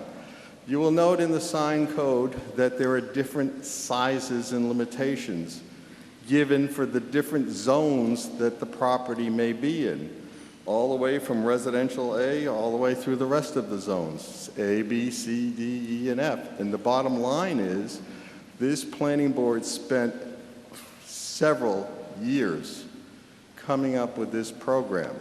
I realize it's a lot to digest tonight. I can't go through every part of this code, but basically we start with definitions, and then we go into regulations, administration of the code, and then eventually we get to the tables, and that's probably the most important part of this code. And in the tables, there's an allowable use and size of signs. And for example, right now, there are a lot of sandwich board signs in town. They're not allowed in the present code. They will be allowed and regulated in the new code. So we're recognizing the need to do something, but not to eliminate, but perhaps to administrate and resolve how these signs can be used in the various codes of the town. Probably 3 years has been put into this. 30 seconds, sir. And that's what I have at the moment. Mr. Moderator? You're stopping right now? Yes. Okay. Mr. Ryder. I don't see anything in here about political signs that were recently put around by various people supporting various things, like the sign, the water and stuff. A lot of those signs were put on property that was not appropriate. Are you going to monitor those kind of things? You don't even mention anything about political signs in here. Mr. Koppelman? To me, that was an egregious overstepping of the people who were advocating certain causes. No, actually, we do mention it. If you look on page 28, the first part of the article warrant says, this bylaw is adopted for the regulation of non-governmental and non-political signs. This town does not have the right to regulate political signs. Thank you, in sir. a standard sign code. Thank you. Mr. Ryder? Anything further? I guess not. I guess. Thank you. There being no further comments. Wait, Mr. Moderator. I'm behind him. He may be behind me. He may be against me. I don't know. You definitely have the right to speak, sir. Can you get that back? That's good. Okay, Gary Derman, Northeast Ham. What's more, this includes an article on street signs which raised its ugly head about 10 years ago and was voted down by this august group. I have no problem with it saying that signs placed in a position clearly visible, intersection streets and so on and so forth, but it says the size and location of the street sign shall be approved by the Department of Public Works. Implied by that is that you're going to have to write up a plan of where it's going to go, and you're going to have to submit it, and you have to get it approved, and so on. This seems like an unfair burden on the private roads that exist throughout the town, as well as degrading some of the colorful signs that we have. And Thank you, sir. Mr. Kupperman, does private roads included in this? No. That is an informational and a governmental sign. Street signs are governmental signs. They're allowed by law. They will remain. This is private streets name signs. The issue here is if the sign is placed in a location that prevents or impedes line of sight for automobiles at intersections, they will be regulated by the DPW so that they're safe. Lines of sight are enacted at all intersections, but it's not a permit. There's no sign permit for a street sign. It says the size and location of street signs shall be approved by the Department of Public Works. Yes. There must be some input that goes into the Department of Public Works, and implied in this is... Well, is Neil here? I'd be more than happy to have Neil comment. I don't know if Neil's here. Here he is. Anders? Yes, here He's Department of Public Works.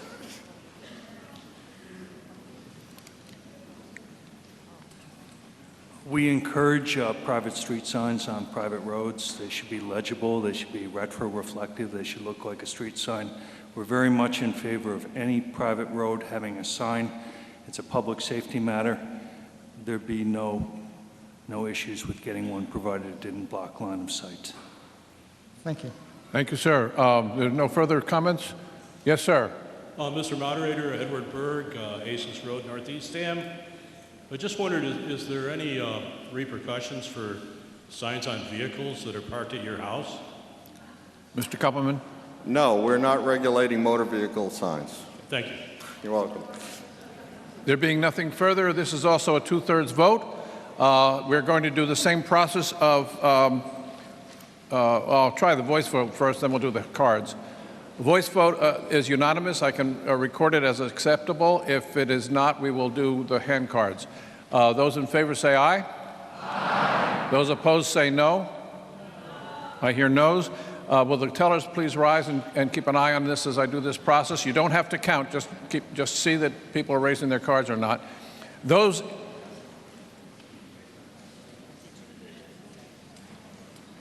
Two-thirds for zoning, we must count. Do you all have papers? Two-thirds for zoning is going to be a counted vote.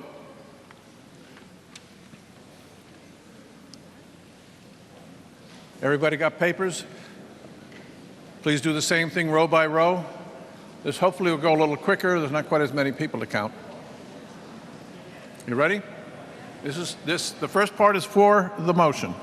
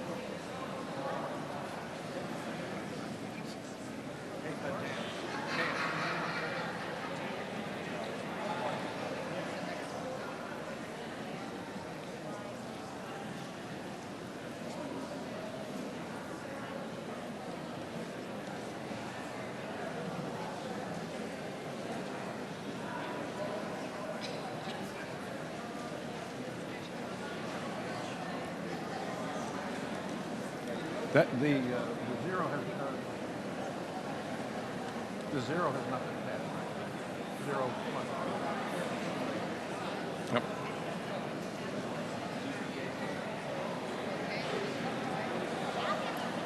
When you finish the yea votes, please start with the no votes. As soon as you're done, come back up to the front and start again for the no votes.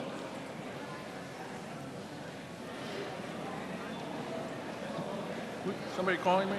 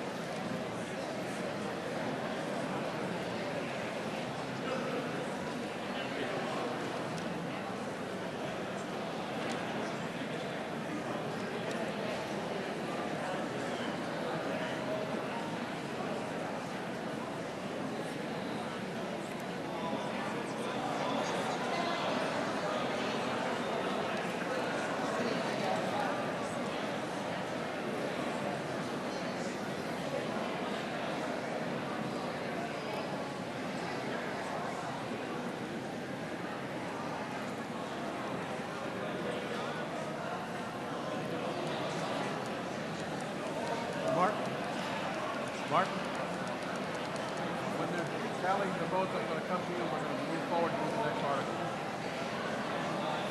Yeah, you're the next one. I'll call it from here. Article 22. Dan?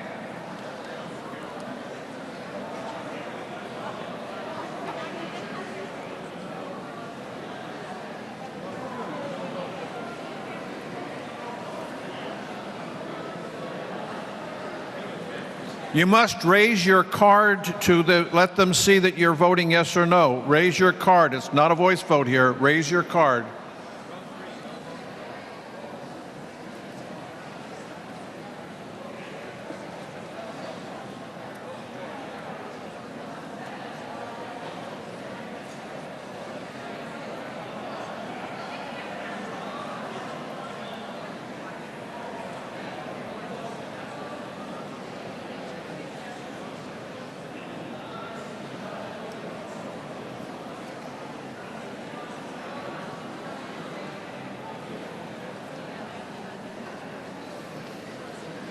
Are all tellers in?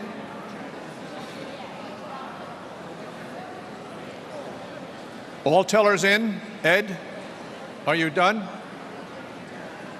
You're counting still?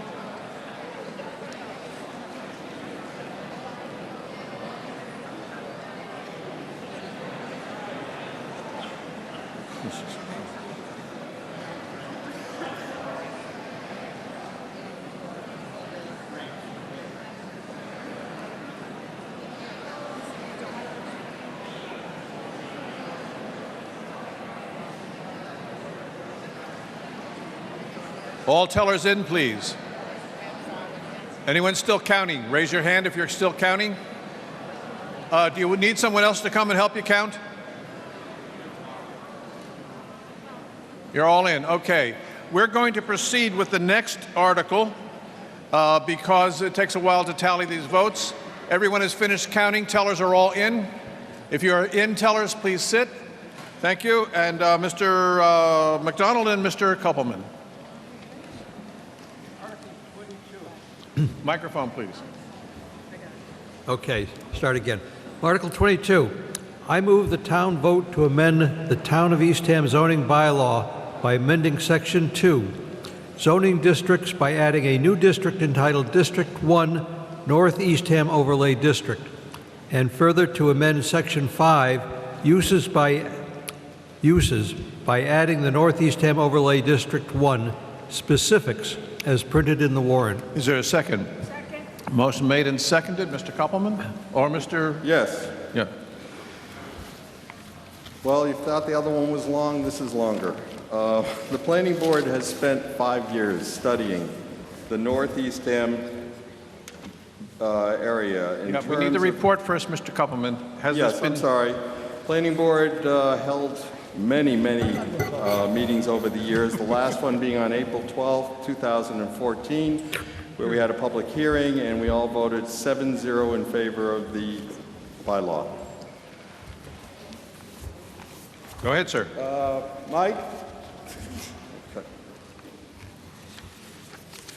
No, while we're waiting. So we spent about 5 years studying this area, and we believe that we're trying to... We need the video, please. He's working on it. There's a slide that I need you to see, but I'll go ahead. We're trying to make Eastham, here we go, a destination rather than a pass-through. I know that's a big order to fill, but that's our goal. We're trying to create areas in Eastham where people will, rather than just driving through on Route 6, want to stop and enjoy the experience. To do that, we felt we need to have an area that's friendly to pedestrians, friendly to bicycles, friendly to automobiles in terms of putting them off of Route 6, and to create a neighborhood. We feel that the underlying zoning in this area pretty much precludes that from happening because of setback requirements, because of parking requirements, and because of other existing zoning features that don't lend to a neighborhood-type development. So in order to promote some what we consider better ideas, we're proposing this overlay district. The underlying zoning will not change. That underlying zoning will remain the same. What will change is some of the possibilities to create within that area. The area that we're studying is shown on the map. This center white area is Route 6. Whoops. Route 6 just disappeared. Okay, I'll do it without the map. Oh, okay. So, we've got Route 6 running north-south. This up here is Nauset Road. Down here is Orchard Road, or better known as Arnold's. This is the west side of Route 6, which are the properties that frontage along the Route 6 corridor. This area is the easterly side of Route 6, and it concludes an area all the way back to the existing bike trail. That's our study area. So we're running from the bike trail that runs north-south to Route 6, across Route 6 on the west to the first properties that front Route 6. Now, in that area, there's a lot of different zones. You have residential A, you have commercial, you have industrial. And within those areas, there is potential to create what we consider appropriate development in the area. One of the significant issues, for example, is it would be the goal of the planning board to eliminate a sea of asphalt along Route 6. And the present zoning requires that because there's a 100-foot setback to all buildings along Route 6. So what we're proposing is some latitude in design to try to get the cars parking perhaps behind buildings instead of in front of buildings on Route 6, to eliminate the sea of asphalt, to create bike trails and pedestrian, and intermix an experience in Eastham, perhaps getting a sandwich and shopping and going around a park area. You'll note in that area the Purcell property, which the town owns, is in that study area and is included in this particular thing. Now, having said that, it's a complicated procedure for somebody to use this zone. However, it's an appropriate procedure because it safeguards the town in terms of what has to be submitted in order to take advantage of this particular district. As I said before, the underlying district is the same, but with some leniencies and changes in types of things that can be permitted there, you'll find that you'll end up with a design development as opposed to one shopping center after another, which is what we have on Route 6 now. So that's, in essence, an overview of it. In order to use this, somebody would have to apply for a mixed-use special permit. There are a lot of requirements in there. They have to go through a concept plan and then a real detailed plan. This would need a lot of work in order to implement it. It would be handled by the planning board. We do site plan approvals now, commercial and residential, and we would end up doing this. But we would have the flexibility of doing it. This is not something new. A lot of the towns have already implemented something like this. If you wanted to see 15 seconds. Orleans, for example, where Main Street Orleans could not exist in our regulations whatsoever. It's not possible under the present law. And creating variety in setbacks and creating an experience for people to enjoy couldn't happen under our present zoning. So that's what we're all about. Thank you. Mr. Opal? William Opal on Locust Road. A little over 10 years ago, a town-wide survey asked people what they wanted Eastham to look like in 2025. It produced a vision statement called Eastham Vision 2025. The vast majority of people responded to what they wanted Eastham to look like and be like in 2025, said that they wanted us to maintain our residential character. without significant additional commercial development.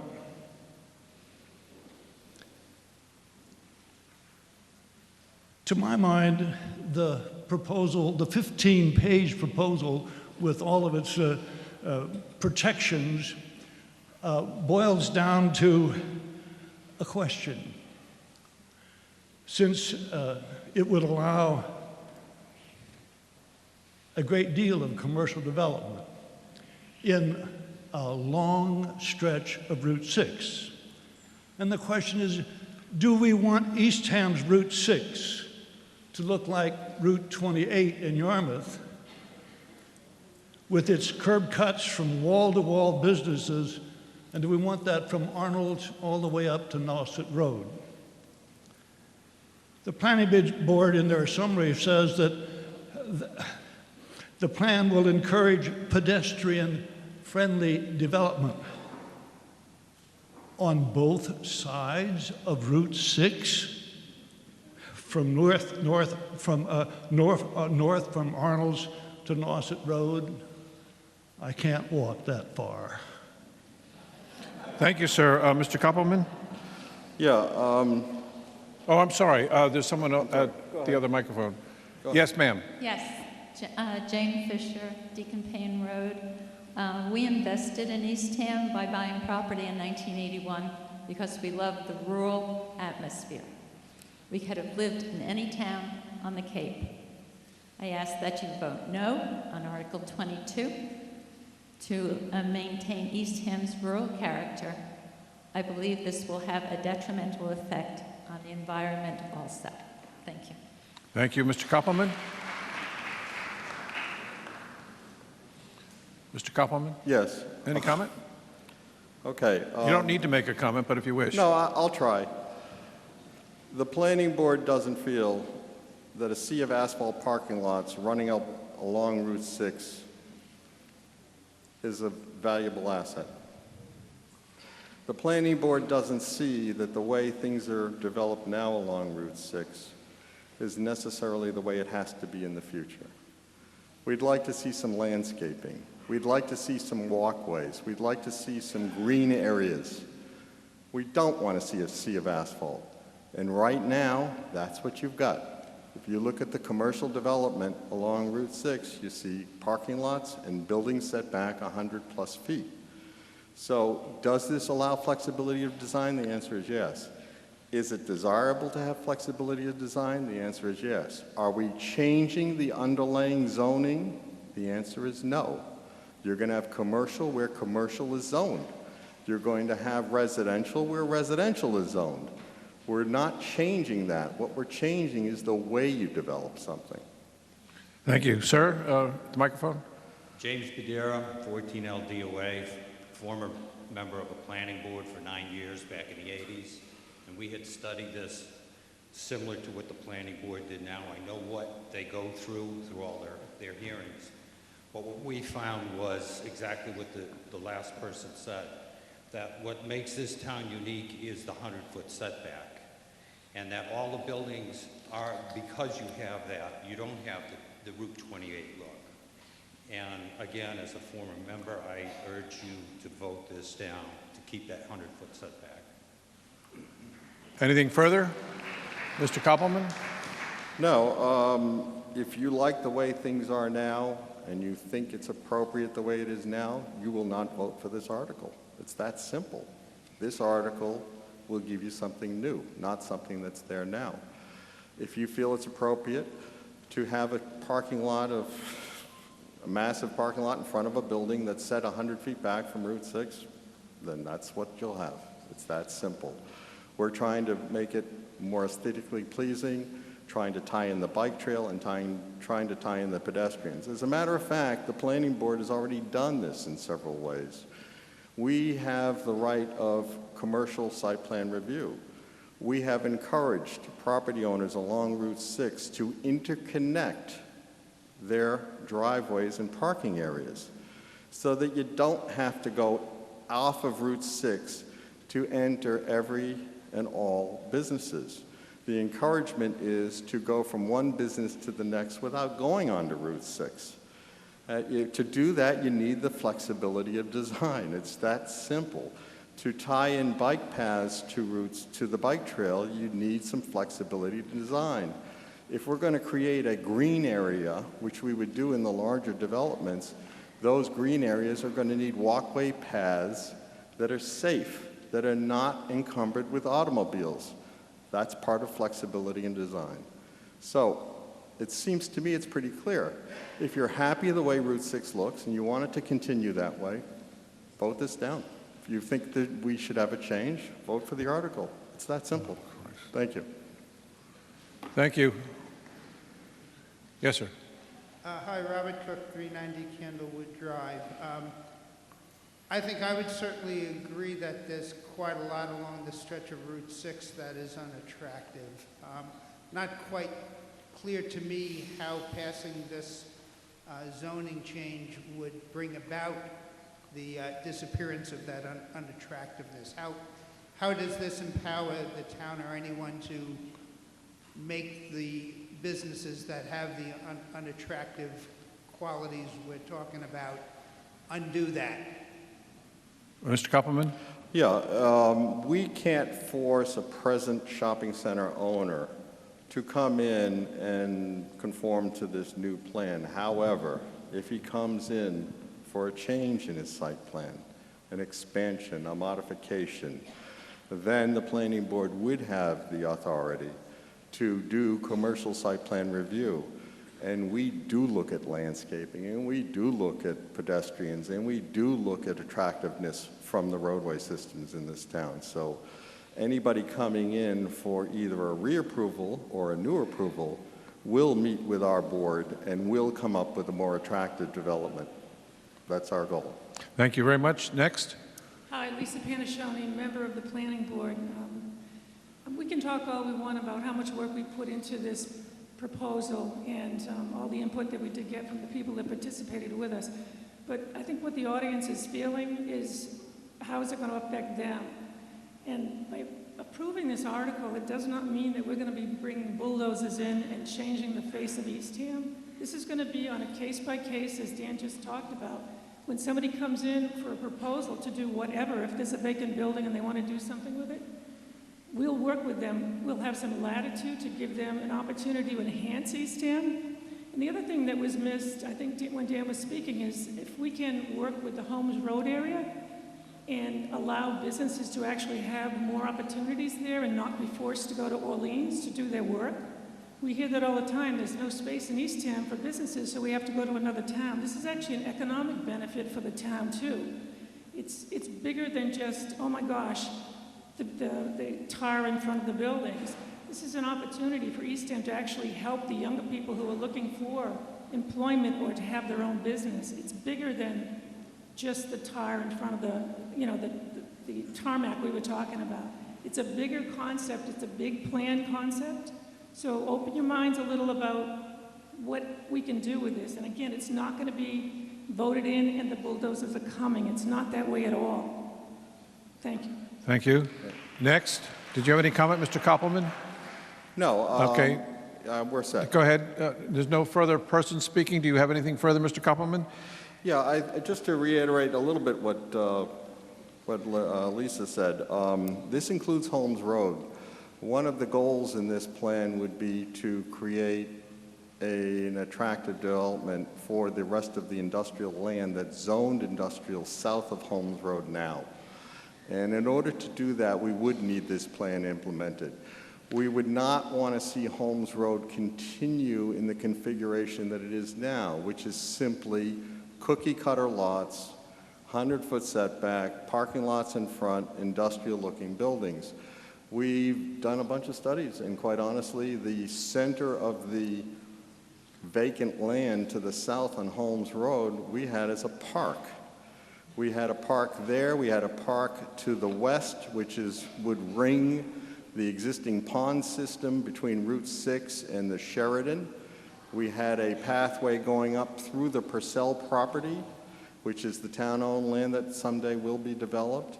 We had that connecting up through Village Green, up further north through the shopping center there, through Friendly Fisherman, past that into the new parcels owned by the bike store and the fence company, past Willie's and back into the bike trail further north. So yeah, this does tie all together, and it does give us the opportunity to create these things. So one of the things we looked at the Purcell property was some elderly housing. We still think that's appropriate, but we also think there should be a park in there. There should be a place to eat a lunch, buy something, stop in Eastham, enjoy Eastham, and then go on with your life. So thank you, Mr. we do it Koppelman. like that. Time is up. I would like to declare the result of the vote for Article 21 before we vote on this Article 22. The result of that was no 57, yes 422. A two-thirds majority requires 319 positive. We have that, so the article is passed and the article is adopted. Article 22, we're going to have to vote this as a two-thirds vote. The same process again, please. Tellers, we are counting this vote. Tellers, please rise and be prepared to count this vote. I'm going to ask the people who are sitting way in the back, if your section is almost empty, please move forward. The fewer sections we have to count, the faster this process goes. Especially section 11 there. Section 12 should be empty. Section 13 empty. Thank you, Dan.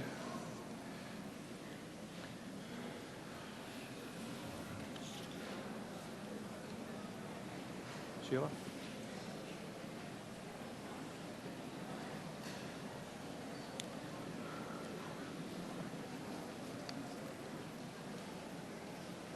Yes, sir.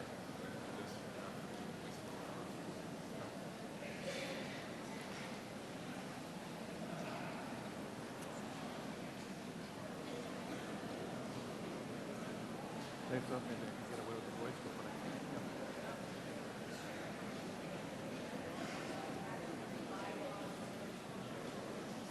someday we'll sit down and talk about what we have to do with the violence. Yeah.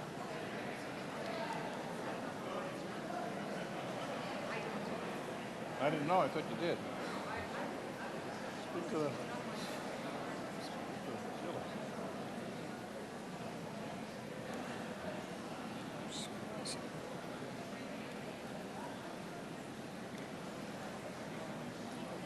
Please count all the yes votes and then move on to the no votes.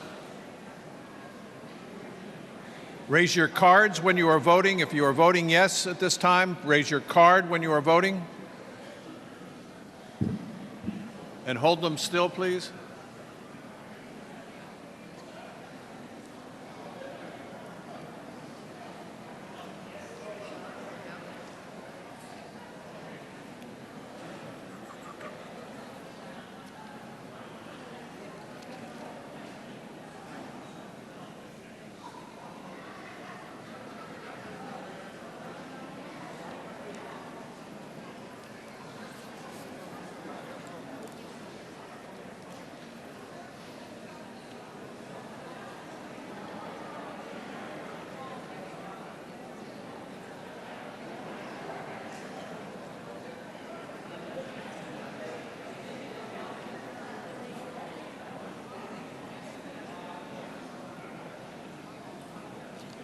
It is in here.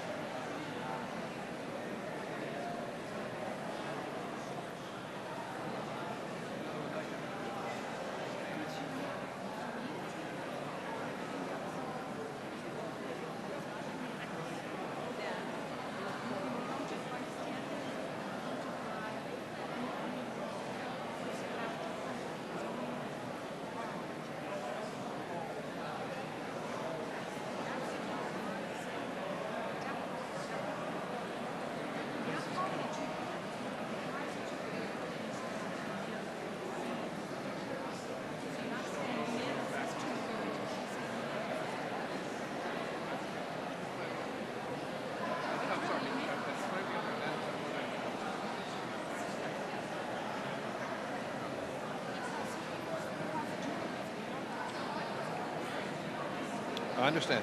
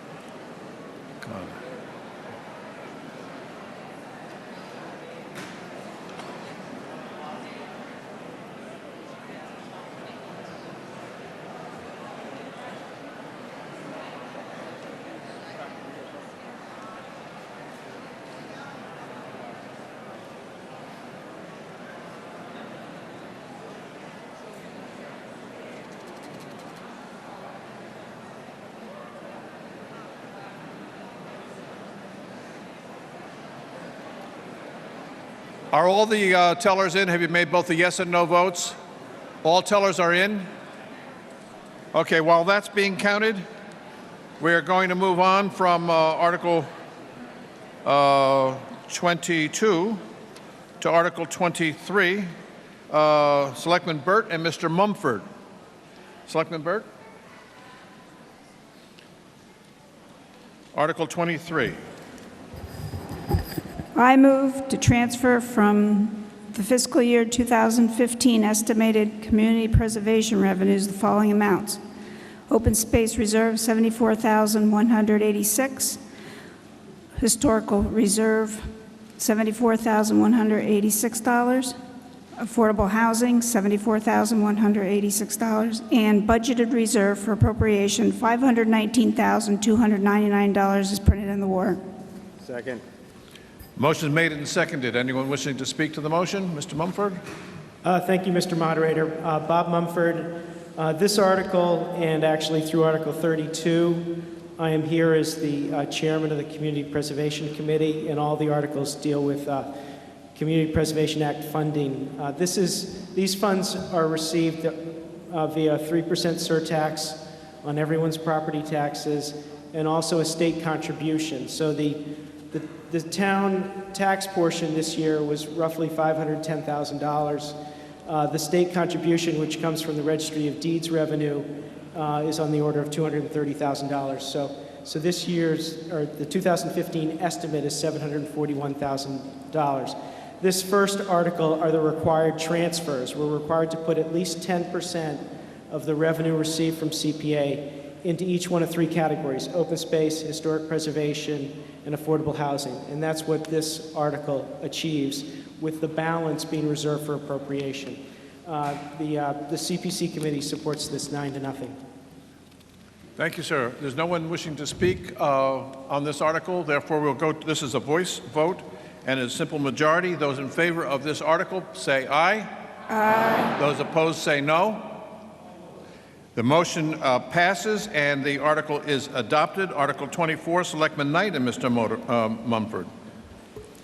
I move to transfer from the Community Preservation Fund balance $35,000 under such terms and conditions as the Selectmen may request the Community Preservation Administrative Expense account for purposes as printed in the warrant. Second. Motion made and seconded. Mr. Mumford? Thank you, Mr. Moderator. Our committee is allowed to use up to 5% of anticipated revenue for our own administrative expenses. It can be legal, clerical, and other types of things. Historically, we've asked for about $20,000 per year, with the unused funds being returned to the Community Preservation Act funds.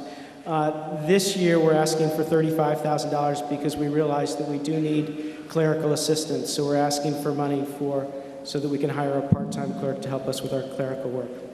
Thank you, Mr. Mumford. I see no one at the microphones. This requires a simple majority. A voice vote will be taken. All those in favor say aye. Aye. All those opposed say no.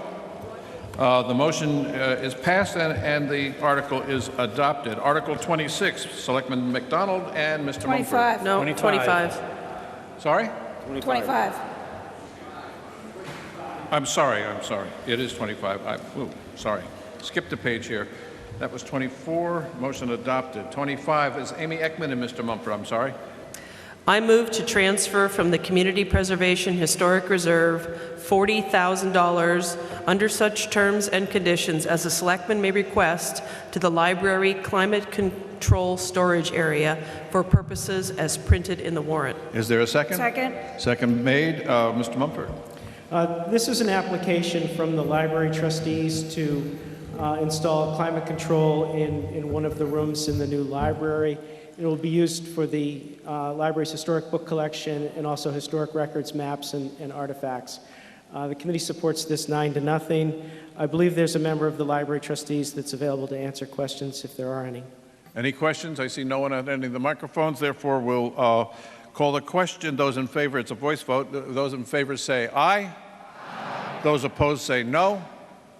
The ayes have it. The article is adopted. Article 26, Mr. McDonald, Mr. Mumford. Article 26, I move to transfer from the Community Preservation Fund balance $35,000 under such terms and conditions as the Selectmen may request to the Field of Dreams consultant account for purposes as printed in the warrant. Second. Is there a second?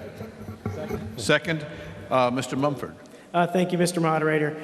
This is $35,000 requested by the Recreation Commission for a consultant to study the Field of Dreams and also look at possible expanded recreational uses at the Field of Dreams and other areas in Eastham.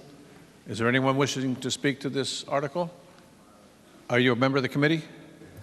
Thank you. Go right ahead. Touch the microphone on, please. Ed Casarella, 15 Seaside Drive. I'm the chairman of the Recreation Commission.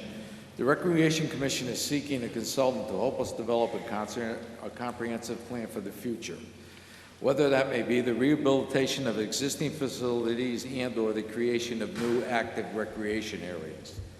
This plan will enable us to seek funding for specific recreational needs, creating new and exciting opportunities for our residents and seasonal visitors. We seek your support in this endeavor. Thank you. I see no further persons at the microphones. Therefore, I'll call the question. Simple majority. Those in favor say aye. Aye. Those opposed say no. Ayes have it. The warrant article is adopted. Article 27, Selectman Ekman and Mr. Mumford. I move to transfer from the Community Preservation Historic Reserve $75,000 under such terms and conditions as the Selectmen may request to the Historic Library Relocation Account for purposes as printed in the warrant. There's a motion and a second. Mr. Mumford, Mr. Mumford first, and then the person at the microphone. Thank you, Mr. Moderator.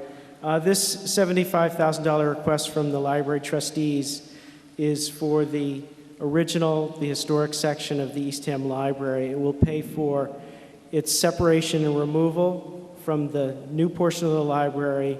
It will be put up on staging while the new library is constructed, and then it will be renovated and reattached to the new library building. And this is the small entrance facing Samoset Road? That's correct. Yes. There being no one at the mic, oh, I'm sorry, yes. Yeah. Thank you, Mr. Moderator. Joanna Buffington, Samoset Road. I'm walking by the library. Is that historic part the very small with the 2 columns, just that section, or is that whole front section? First, a question. Mr. Mumford. It's the small front section. I believe it's on the order, and one of the library trustees can help me out here, on the order of maybe 150 to 200 square feet. Right. Well, and my question on the design for the new library, it seems like that would be a very odd thing to stick on that modern new design. And so I just question that amount of money to put something on that doesn't seem to fit. Thank you.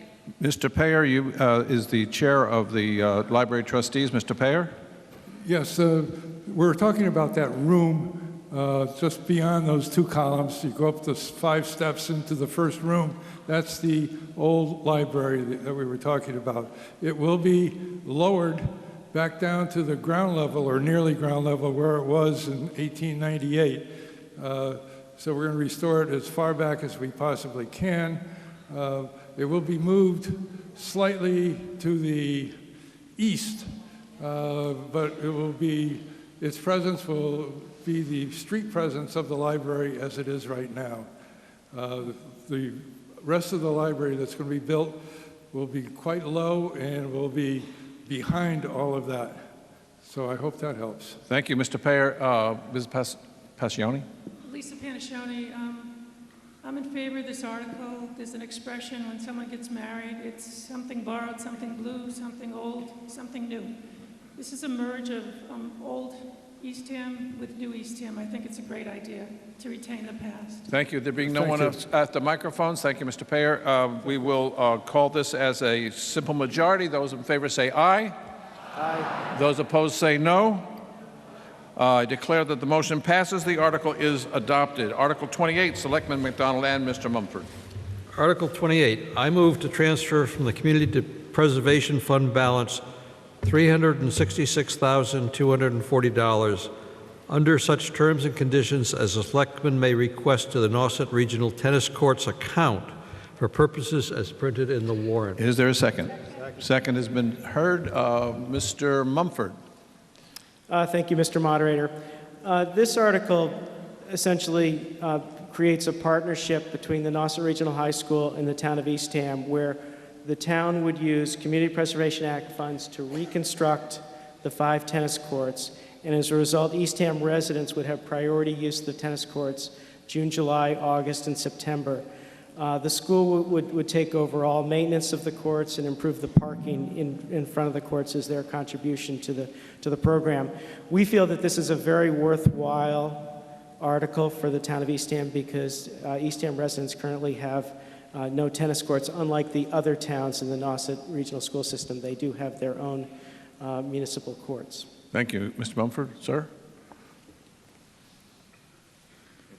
Ed Casarella, Seaside Drive, head of the Recreation Commission. Eastham's the only town on the Cape without playable public tennis courts. The rec department is flooded with calls from residents and visitors throughout the summer for locations of public tennis courts. We are now forced to direct them to neighborhood towns. Courts would provide parents and grandparents opportunities to volley with their children and introduce them to the game of tennis. In addition, it will provide a facility for the rec department to offer tennis lessons for young and old. If not approved, it will force the town's rec department into finding a place to build courts for taxpayers and their guests at a much higher cost. This is the first year the funds have been available to renovate such facilities. Our surrounding towns of Harwich, Wellfleet, and Truro have already approved funds to improve their tennis courts. I hope we can take advantage of this in our community. Thank you. Thank you, sir. Mrs. Ashatino. Yes, just a question. How will this be managed in regards to the Eastham preference during those months? And if we have a regional school, if there are students who are from other towns who want to play tennis in the summer, will they be restricted from being here, leaving it to Eastham residents? Sir? Presently, we'll post regulations governing the use of the courts, and they will be reserved for Eastham residents. We're hoping that we don't have to actually physically put somebody there to monitor it. It will be monitored on its own. If we run into a problem over monitoring courts and uses of the courts, we'll institute some sort of a sign-up sheet where through the Beach and Recreation Department where you would get a permit to use the court. Courts are open, again, to all residents and visitors alike, so children will, from any other town, will be able to use the courts depending upon who's presently using them at the time. Thank you, sir. Next, I see no further persons. This is a simple majority voice vote. Those in favor say aye. Aye. Those opposed say no. I say that the ayes have it, and the article is adopted. Article 28, Selectman McDonald and Mr. Mumford. Oh, excuse me 1 second before you do that. The Article 22 count. Article 22 was no 90, yes 330, two-thirds needed 280. It passed by more than 50 votes. The Article 22 is adopted. Article 28. What, Mr. McDonald? 29. Oh, sorry, yes, okay. Article 29, that would be Mr. Knight and Mr. Mumford. I move to transfer $72,798 from the Community Preservation Affordable Housing Reserve account, and further to transfer $327,202 from the Community Preservation Fund balance to the Eastham Affordable Housing Trust for a total of $400,000 to fund a grant agreement with the Eastham Affordable Housing Trust, the terms and conditions as printed in the warrant. Is there a second? Is there a second? Second. Okay. The motion is made and seconded. Mr. Mumford. Thank you, Mr. Moderator. This continues a very successful effort that we've been having with the Affordable Housing Trust, where we commit Community Preservation Act funds so that they have those funds available to when they find property suitable for purchase to create rental units in the town of Eastham. This year, we are recommending $400,000 for this program. Okay, and this is Article 29. There is no one else. Mr. Moderator, yeah, if I may, I would just like to add, the trust has used the money very wisely in the past. We've created 6 new rental units at an average cost of $172,000 per unit, which is a great accomplishment with current property values. We've identified 2 new units south of the town hall, which are ready to purchase and rehab these properties. And the $400,000 will allow the trust to create 2 or 3 new affordable rentals. And I would like to comment that with the backing of the Community Preservation Commission, we recently purchased another home in Eastham, which has been rehabbed and is now our first 3-bedroom affordable rental house in the town of Eastham. Thank you, sir. There being no one at the microphones, this is a simple majority. Those in favor say aye. Aye. Those opposed say no. The ayes have it, and the motion is adopted. Article 30, Selectman Knight and Mr. Mumford. I move to transfer from the Community Preservation Fund balance $234,001 to the Eastham Affordable Housing Trust to fund a grant agreement with the Community Development Partnership as printed in the warrant. Second. There's a motion and a second. Mr. Mumford. Thank you, Mr. Moderator. This is a request from the Community Development Partnership for the purpose of making repairs to properties that they own at 885 State Highway and 1475 State Highway. We feel that this is a very worthwhile endeavor. It will help a number of Eastham residents, and they are also, in the spirit of the Community Preservation Act, they're bringing in funding sources they're bringing in other funding sources to help pay for these projects. There being no one at the microphones and no further questions, I will call a question on this. This is a simple majority. Those in favor say aye. Aye. Those opposed say no. The article is adopted. And Article 31, Selectman Adams and Mr. Mumford. I move the town appropriate $1,462,500 to pay costs of acquiring for open space and passive recreation purposes by gift, purchase, or eminent domain a parcel of land containing 3.41 acres, more or less, located at 700 Dyer Prince Road, map parcel as shown in Lot 15 on Land Court Plan 28883-D, pending, on file at the Barnstable County Land Registry District, and described in Certificate of Title Number 201280, including the payment of all costs incidental and related thereto, and that to meet this appropriation to transfer $250,000 from the Community Preservation Unrestricted Fund balance and transfer $100,000 from open space reserves, and further, the treasurer, with the approval of the Board of Selectmen, is authorized to borrow under and pursuant to Chapters 44 and 44B of the general laws, or pursuant to any other enabling authority, and to issue bonds or notes of the town therefore. The land authorized to be acquired by this vote shall be under the care, custody, and control of the Conservation Commission.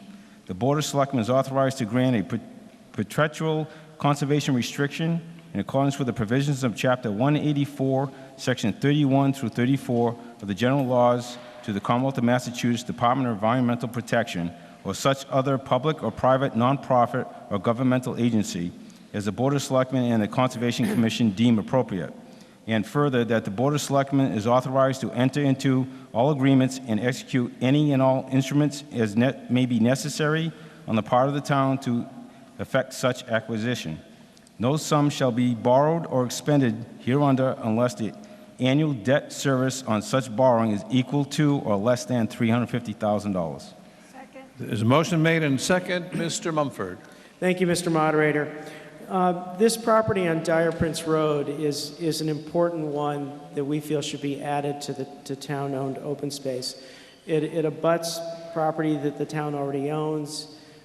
This property has some sensitive natural features, and we feel it's a very worthwhile purchase that we support 9-0. Mr. Mumford, this has a view of Cape Cod Bay from that property? Yes, it does. It does, okay. There is a gentleman at the microphone here. Mike Kozowski, 63 Acres Road. I see in the last sentence that the annual cost, the amount to be borrowed, should not exceed $350,000.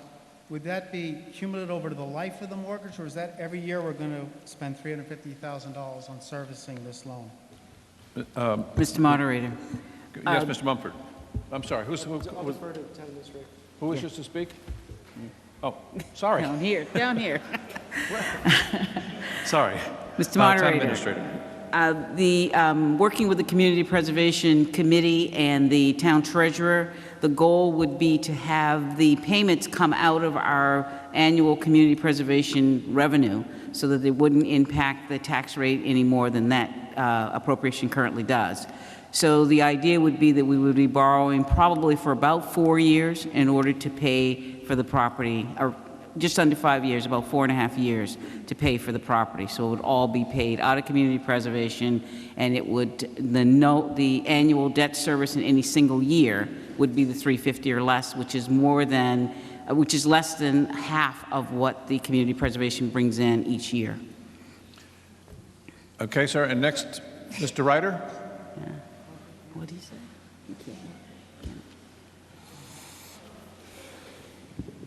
The previous speaker was not convinced that his question was answered, but I hope mine will be. Okay. On the fourth sentence on the summary, it says boat trainers. I think that should be boat trailers. Also, Where is it? or maybe there is a boat trainer somewhere, I don't know. I'm concerned that if this is going to be in the hands of the Conservation Commission, there will be no people parking there. There is no parking right now in the existing lot unless you have a trailer, not a trainer, a trailer attached to your car.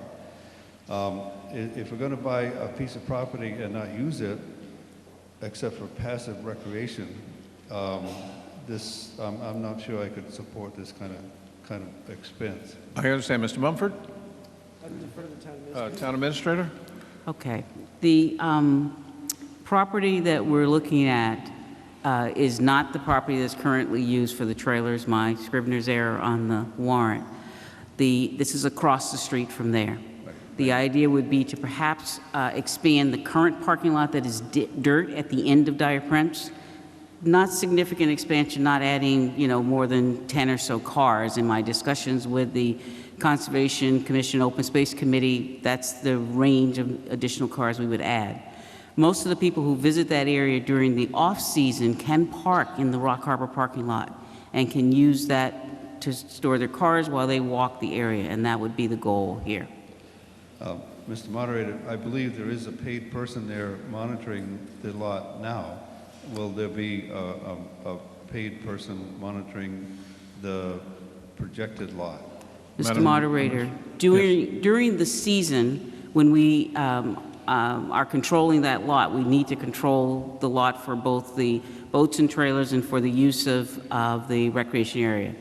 During the off-season, we would not monitor the lot, and it would be open as any other beach parking lot or municipal parking lot is. Well, Mr. Moderator. Last question, sir. Go ahead.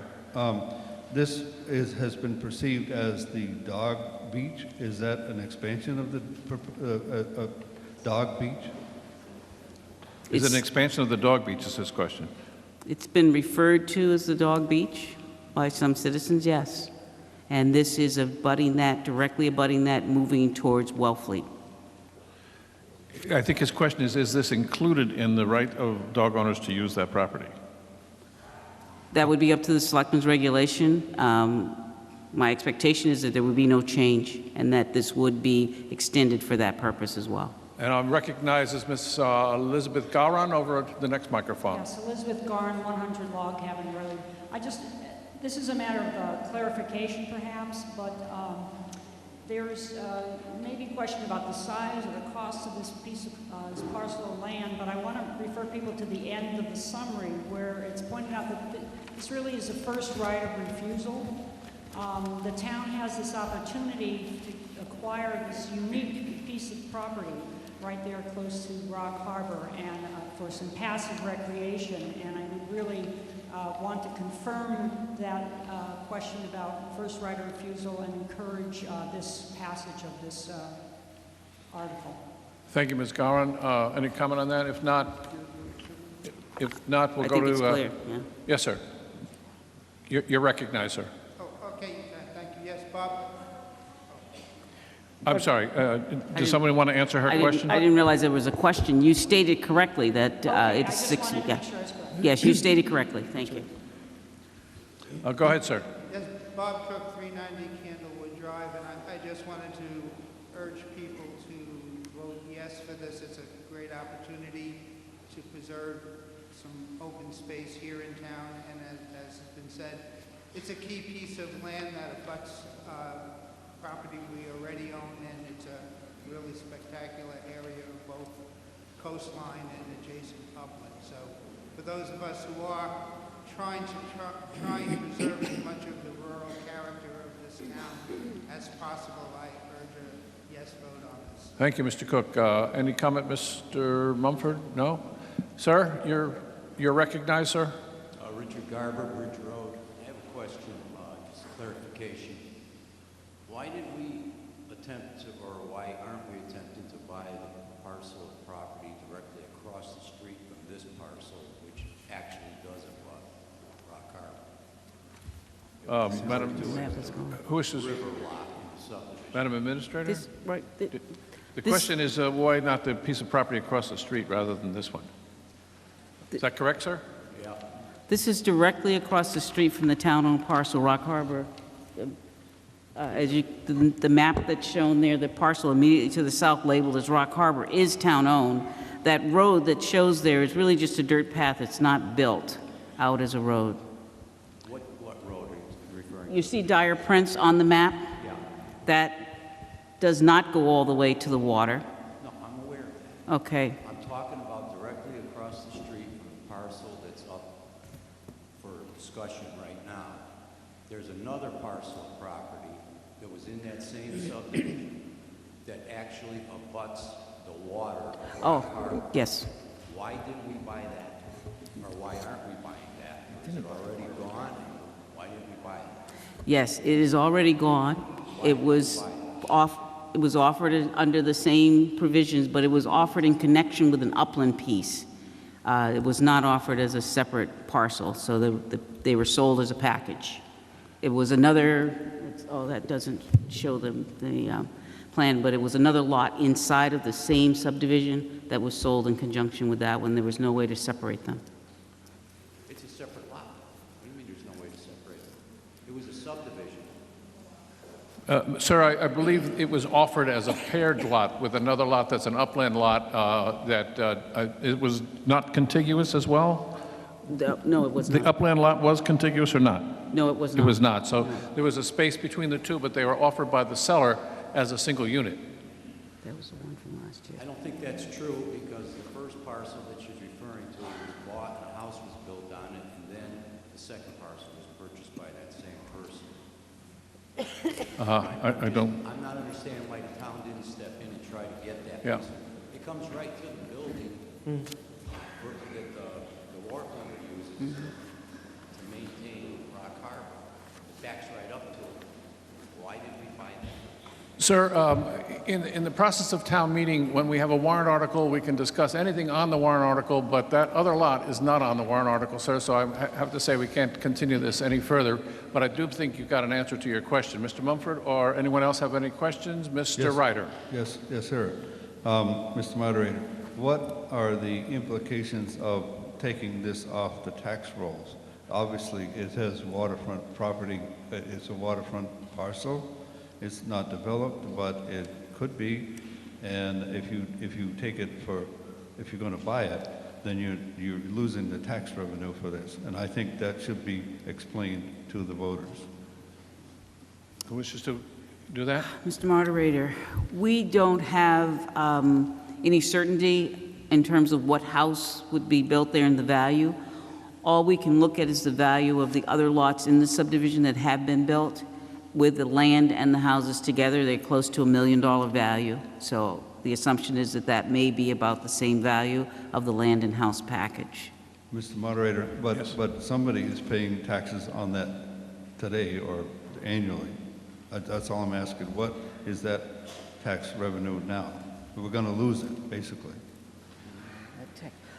I don't have the exact number for the tax revenue. It is as open space, and it is under the 61B limitations for open space. So it's not the tax burden or the tax revenue from that particular property is not that great as it sits now. Its potential is much greater with a house. Thank you. Any further questions from anyone or comments? This is a 2/3 vote to acquire this property. Once again, you have the right to have a voice vote. If there are negatives, however, we must count. So I'll ask for those who are in favor, say aye. Aye. Those opposed, say no. There are no's, and we must count. This time we're going to count a little bit differently. The room has gotten considerably smaller. Tellers, when you stand up, your whole section is going to raise their cards for yes and then raise their cards for no. Just go through as quickly as you can and just count the cards that you see raised. You're only making one number. It's the total number for your section. Try this, please, and see if this works. Is everybody clear about that? You're doing one count. I didn't quite hear the first question. I thought he was asking about why was it 350? But he must have been asking something else. No, the first guy that asked the question about the 350, I didn't quite hear what he wanted to know. I thought he was asking why was it 350? There's a limit. But then he walked away and he said, I didn't get an answer to my question. Yeah, I didn't know.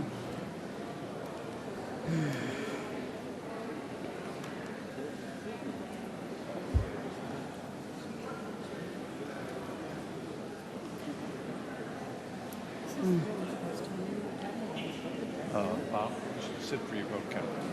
You should sit for your vote count. Yeah, please. You can sit anywhere in your section. Yeah.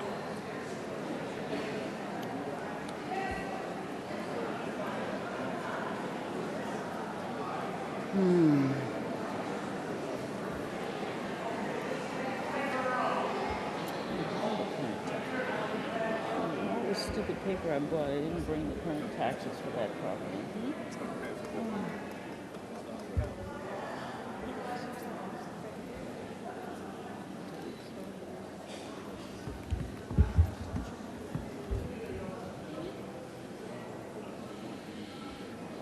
When the teller is past your row, you may put your cards down. How can they tell? If they need another count, they will come back and ask you to raise them again. Are all tellers finished with the yes vote? No. Okay. Okay. Here he comes. Stand by.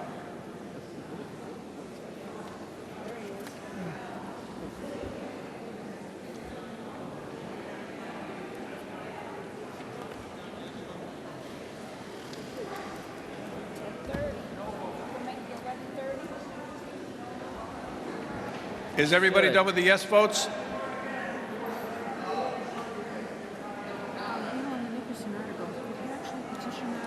Yeah.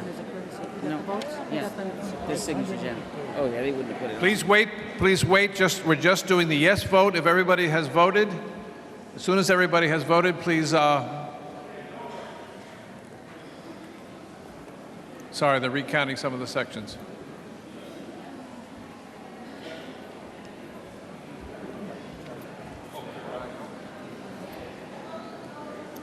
Okay, is everyone finished voting? Is there anybody still counting?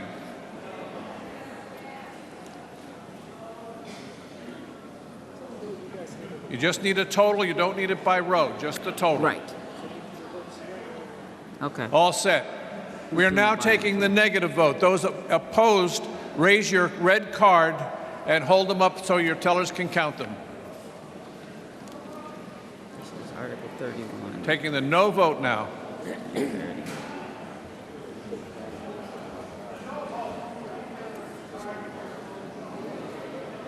No, looks like it passed. Don't look at your watch. We can get through this. There's only 5 to go. Let's go, or 6 to go. Let's go. He thought he was gonna. You're doing fine. You're doing fine. You're brief and you're to the point. That's what they need. Okay. While this is being counted, are all the tellers done? All tellers are done. Any teller who isn't, raise your hand. Okay, all tellers are in. So we're going to proceed now to Article number 32. And Article 32 is by Selectman Knight with Mr. Mumford. I move to transfer $24,000 from the Community Preservation Fund balance to the Eastham Affordable Housing Trust for the purposes as printed in the warrant. Is there a second? Is there a second? Second. Mr. Mumford. Thank you, Mr. Moderator. This continues a program that we've been doing for several years where we pay for a portion of the services of a housing consultant for the Eastham Affordable Housing Trust. $24,000, we recommended 9-0. Thank you. And there being no one at the microphones, this is a simple majority. Those in favor say aye. Aye. Those opposed say no. The ayes have it. The article is adopted. Article 33, Selectman Birch. I move that the town vote to amend the Town of Eastham Community Preservation Committee bylaw adopted December 13, 2004, Section 1, as printed in the warrant. Is there a second? Second. It has been made and seconded. Any comments further, Mrs. Birch? Yeah, I would just mention that in the summary, years ago, before the Affordable Housing Trust came into existence, there was one Affordable Housing Task Force. We had to change the wording so that the Affordable Housing Trust could become a voting member of the Community Preservation Committee. Thank you. There being no one at the microphones, we'll go to it's a simple majority. Those in favor of Article 33, please say aye. Those opposed say no. Ayes have it. I declare the motion passes. The article is adopted. Article 34, Selectman Ekman, please. I move that the town hereby approves the $2,438,439 borrowing authorized by the Nauset Regional School District for the purpose of paying costs of the partial roof replacement of the Nauset Regional Middle School located at 70 Route 28, Orleans, Massachusetts 02653.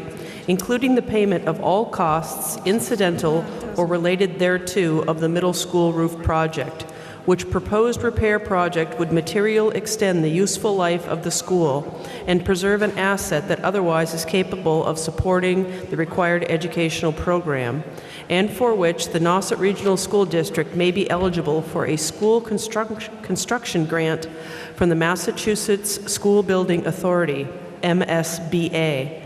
Said amount to be expended at the direction of the Nauset Regional School Building Committee, that the town acknowledges that the MSBA's grant program is a non-entitlement discretionary program based on need as determined by the MSBA, and any project costs the Nauset Regional School District incurs in excess of any grant approved by and received from the MSBA shall be the sole responsibility of the Nauset Regional School District and its member municipalities.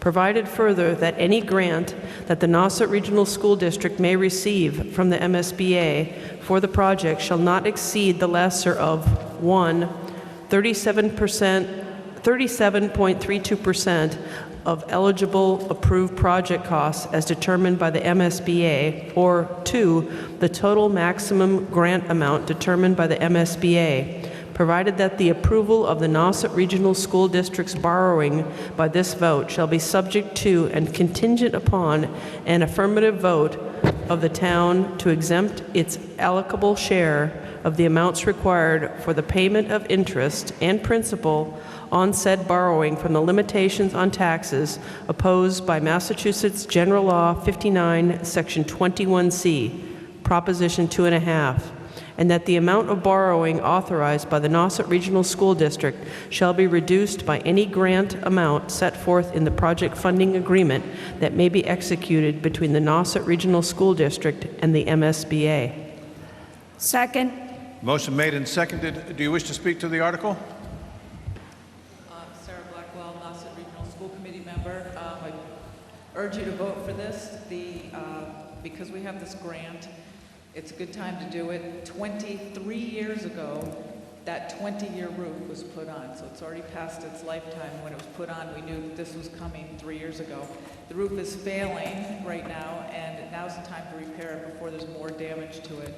Our total cost for Eastham will be $347,000. That comes out to $30,580 a year for the next 20 years. Wellfleet passed this last week, and Brewster Town Meeting passed this tonight. So I would urge you to vote for yes on this roof. Okay, any further comments or questions, Mr. Ryder? I believe that this is a slate roof. Is that not correct? I'm sorry, I didn't hear your term. A what? A slate roof. In other words, like the oil house. Ms. Blackwell, would you come to this microphone here to answer the questions? Thank you. Part of the roof is slate, not replacing that part, though.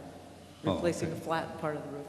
Okay, thank you. Thank you. Nothing further. Is there anyone further wishes to speak to this article? This article is a simple majority, even though it's borrowing, because it is the school that is borrowing, not the town of Eastham. So it is a simple majority. Those in favor say aye. Aye. Those opposed say no. The article passes, and the article is adopted. Article 35, Mr. Adams. I move the town vote to adopt the bylaw pursuant to Chapter 40, Section 6N, as printed in the warrant. Second. Motion made and seconded. Is there anyone wishes to speak to this article? Yes, sir. Henry Fisher, 225 Deacon Payne Road. First of all, I want to thank the selectmen for voting unanimously for this article and the next one, number 36. And thank Town Administrator Sheila Vanderhoff for her part in clearly stating in the warrant what these articles cover and what they do not cover. These articles address the fundamental principle of fairness to all of those living on private roads and those of us who travel over private roads to get to town roads where we live. We all pay taxes at the same rate, and I believe that we all deserve the same consideration for safe access to our homes, particularly by emergency vehicles. I ask my fellow voters for their support on this article and the one which follows. Thank you, Mr. Fisher. Any other comments on this article? Seeing none, it is a simple majority, a voice vote. All those in favor say aye. Aye. All those opposed say no. The ayes have it. The article is adopted. And hang on a second, 1 second. That was 35. Article 36, please. And that's Selectman McDonald. Article 36, I move that the town vote to accept General Law C.40, Section C in the manner provided for in Form GLC 40. Section CD for the purpose as printed in the warrant. Second. There's a second. And who wishes to speak to this article? Mr. McDonald? This article allows the town to plow private roads. It's a follow-on to the previous article. It does not require us to plow private roads, but allows us to. Any subsequent plowing on private roads will be done under requirements as determined by the selectmen and the administration. This requires a simple majority. I see no one at the microphones. We'll call the question. Those in favor say aye. Aye. Those opposed say no.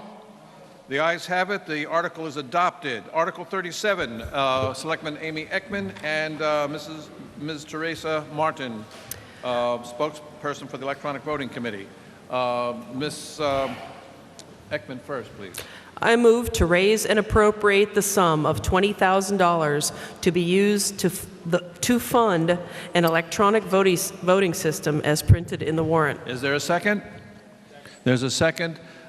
Did you wish to speak to that, Mrs. Ekman, or no, Ms. Martin? This is Teresa Martin, yes, member of the Electronic Voting Committee. Go ahead. Hi, I'm Teresa Martin. We have just a quick little explanation of what this is. We even have slides if they're there. Slides, please. Article 37, the Electronic Voting Committee was formed in March of 2014 and charged with investigating methods of making voting in future town meetings run more smoothly. Specifically, we wanted to look at speed, accuracy, and privacy. The committee's goal was to come up with a solution that would speed up the voting process, not the voting process, but the counting process that is inherent in the manual counting of votes, ensure the accuracy of voting results, and allow the voters their privacy when voting. Although the moderator has a decision as to how the voting method can work for each vote, he can call for a voice, a hand count, or electronic, etc. If the choice is electronic, the process of using a handset to vote is quite simple. As you check in, coming into the building with a registrar, you receive a handset. The handset will have already been tested and powered on. It's really important to know that no record is ever kept of the vote registered on a handset, and a voter is never in any way associated with a particular single vote. Once the vote has been ratified, all of the votes are deleted from the system. Duxbury is an example of a town that's using this, and members of the committee visited Duxbury's town meeting. And if we go forward about 3 slides, there's just a photo of how their check-in table looks, just so you can see how it works. Next, voting with the handset is quite simple. Just like now, the moderator announces the start of a vote. You press 1 to vote yes, 2 to vote no, and 3 if you said oops and you want to clear your vote. 1, 2, clear. That's it. You have 30 seconds to complete your vote, and you can change your vote during that 30-second time period. When the time is up, the last vote showing on your handset is the one that's counted. Next. If we were to move to handset voting in future town meetings, we would provide practice before the meeting starts, so everyone feels comfortable with it. And as you can see here in the picture from Duxbury, everyone also has an instruction sheet that they can refer to during their practice time and during the meeting. Next. If you need help during the meeting, there'll be a help desk set up, like you see in the picture here. If there's any kind of a problem or question you have, you'll still be able to submit your vote. Next. When you're all done, it's equally simple. As you see here in another Duxbury picture, when you leave the meeting, There'll be collection bins by the door. Drop off your handset. That's it. That's simple. So I want to thank you, the Electronic Voting Committee and the Non-Voting Advisory Panel. Thank you very much for taking the time to listen to this very brief presentation. Thank you. I see folks at the microphone, sir. Mike Gazowski, 63 Acres Road. I want to commend everybody for tonight's use of the red tickets. It was wonderful. The tellers conducted an excellent count. It took, on my stopwatch, less than 22 minutes. I was very satisfied with the way we handled our vote and very confident that we got an accurate vote. As far as Duxbury goes, I read the Duxbury Times on the day following this last meeting that was conducted on March 6th. There was some, again, it's only a newspaper article, so I cannot have a great deal of confidence in it, other than that they did note that last year, this year, and next year, the voting machines are being provided for free to the town meeting.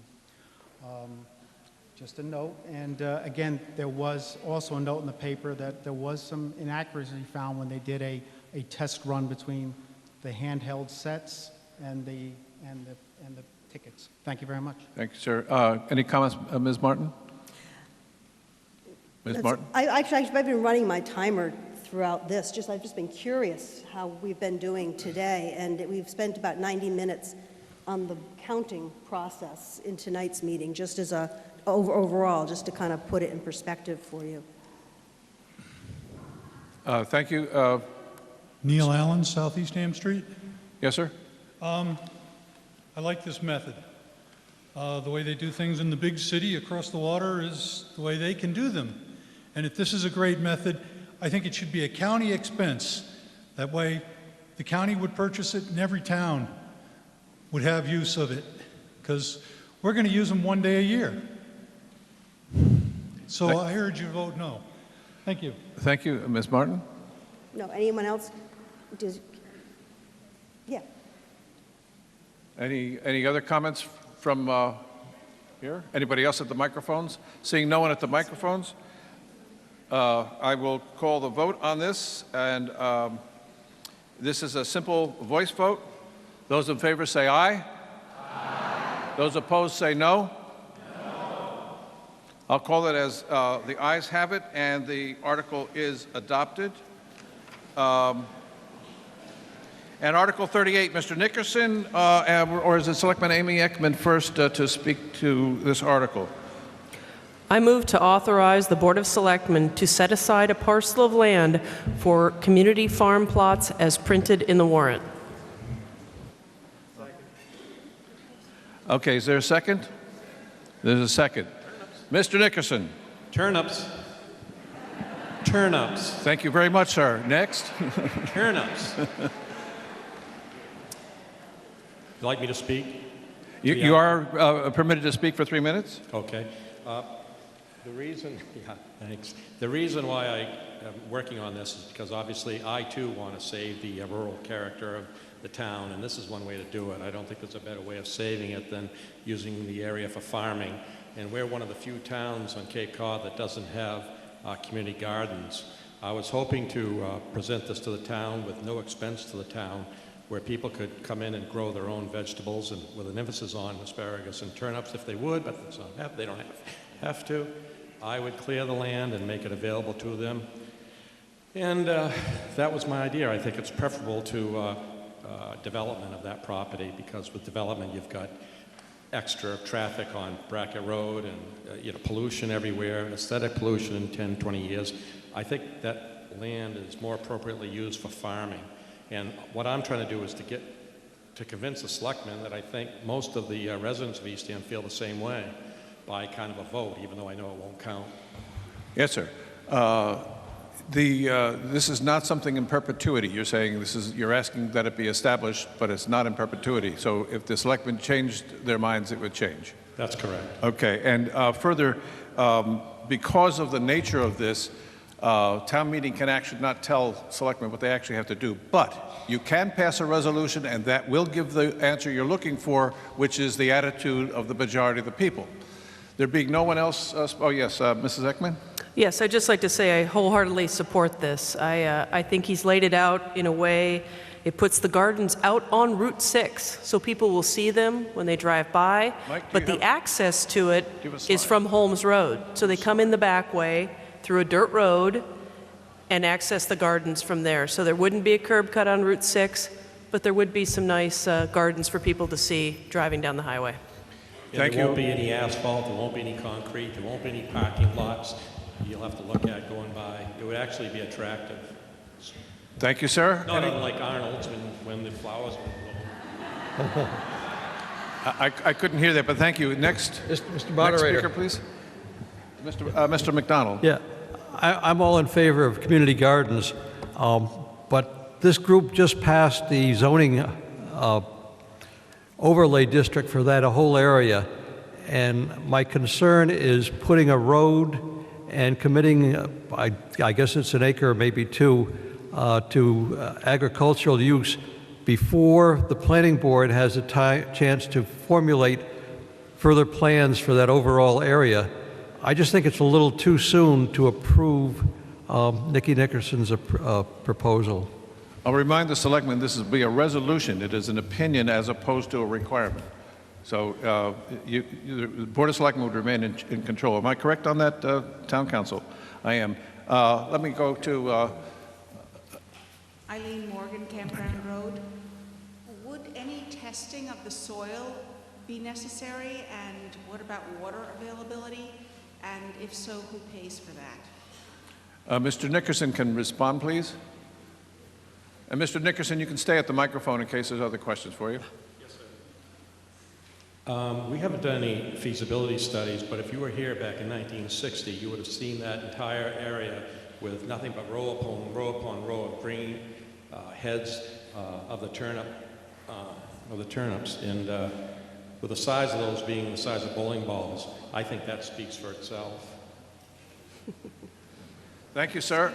If I may just comment on that, there's been a lot of cars passing that area. Car exhaust has emitted lead in the past, so since 1960 to now, who knows?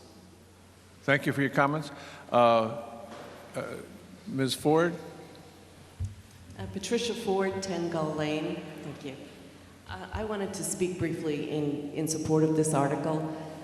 I understand... Free onion rings, right? Free lunch at Arnold's. I can see that coming. For one thing, nothing's more temporary than farming. I mean, if that land were needed for something else, it wouldn't take any sort of adjustment or to turn it into something else. And with the rate of how decisions are made and choices are made on the municipal level, I think by the time that land was decided and voted upon to do something else with it, we'd have a few years of a community garden under our belts. And also, just to urge everybody to turn up for turnips, you know, it's become such an identity in the town and a fun thing to do at the town, and the library is so involved in the turnip festival and everything. It's just a fun thing, and I would like to urge everybody to support it. Thank you, ma'am. Any further comments? There being none, I'm sorry, go ahead. Hi, Lisa Panashoni. Just a question for the person, onion rings. Through the moderator, please. Through the moderator, as to why the Brackett Road flat area wasn't chosen, since it seems like it's just ready for a garden, instead of the frontage on Route 6. The only thing before us is a resolution as presented by Mr. Nickerson. Any other alternative is not on board, and no one can vote for it, so we can't really take that question. But thank you. Mr. Nickerson, anything further? Thank you. Anyone? Thank you. Anyone else? Seeing no one else, a simple majority. Those in favor say aye. Aye. Those opposed say no. No. Still, I heard a majority ayes, and the motion is adopted. Can I have half a dozen turnips, please? Just a joke, just a joke. Sorry. Article 39, Selectman Linda Burt. I move that the town vote to accept the layout and accept as a town way, Sandy Meadow Way, in its entirety, as printed in the warrant. Second. A motion made and seconded. Do you wish to comment on that, Selectman? Or Mr. Dan Clark? Is Mr. Clark present? Please come to the microphone, Mr. Clark, and that one right there is close enough.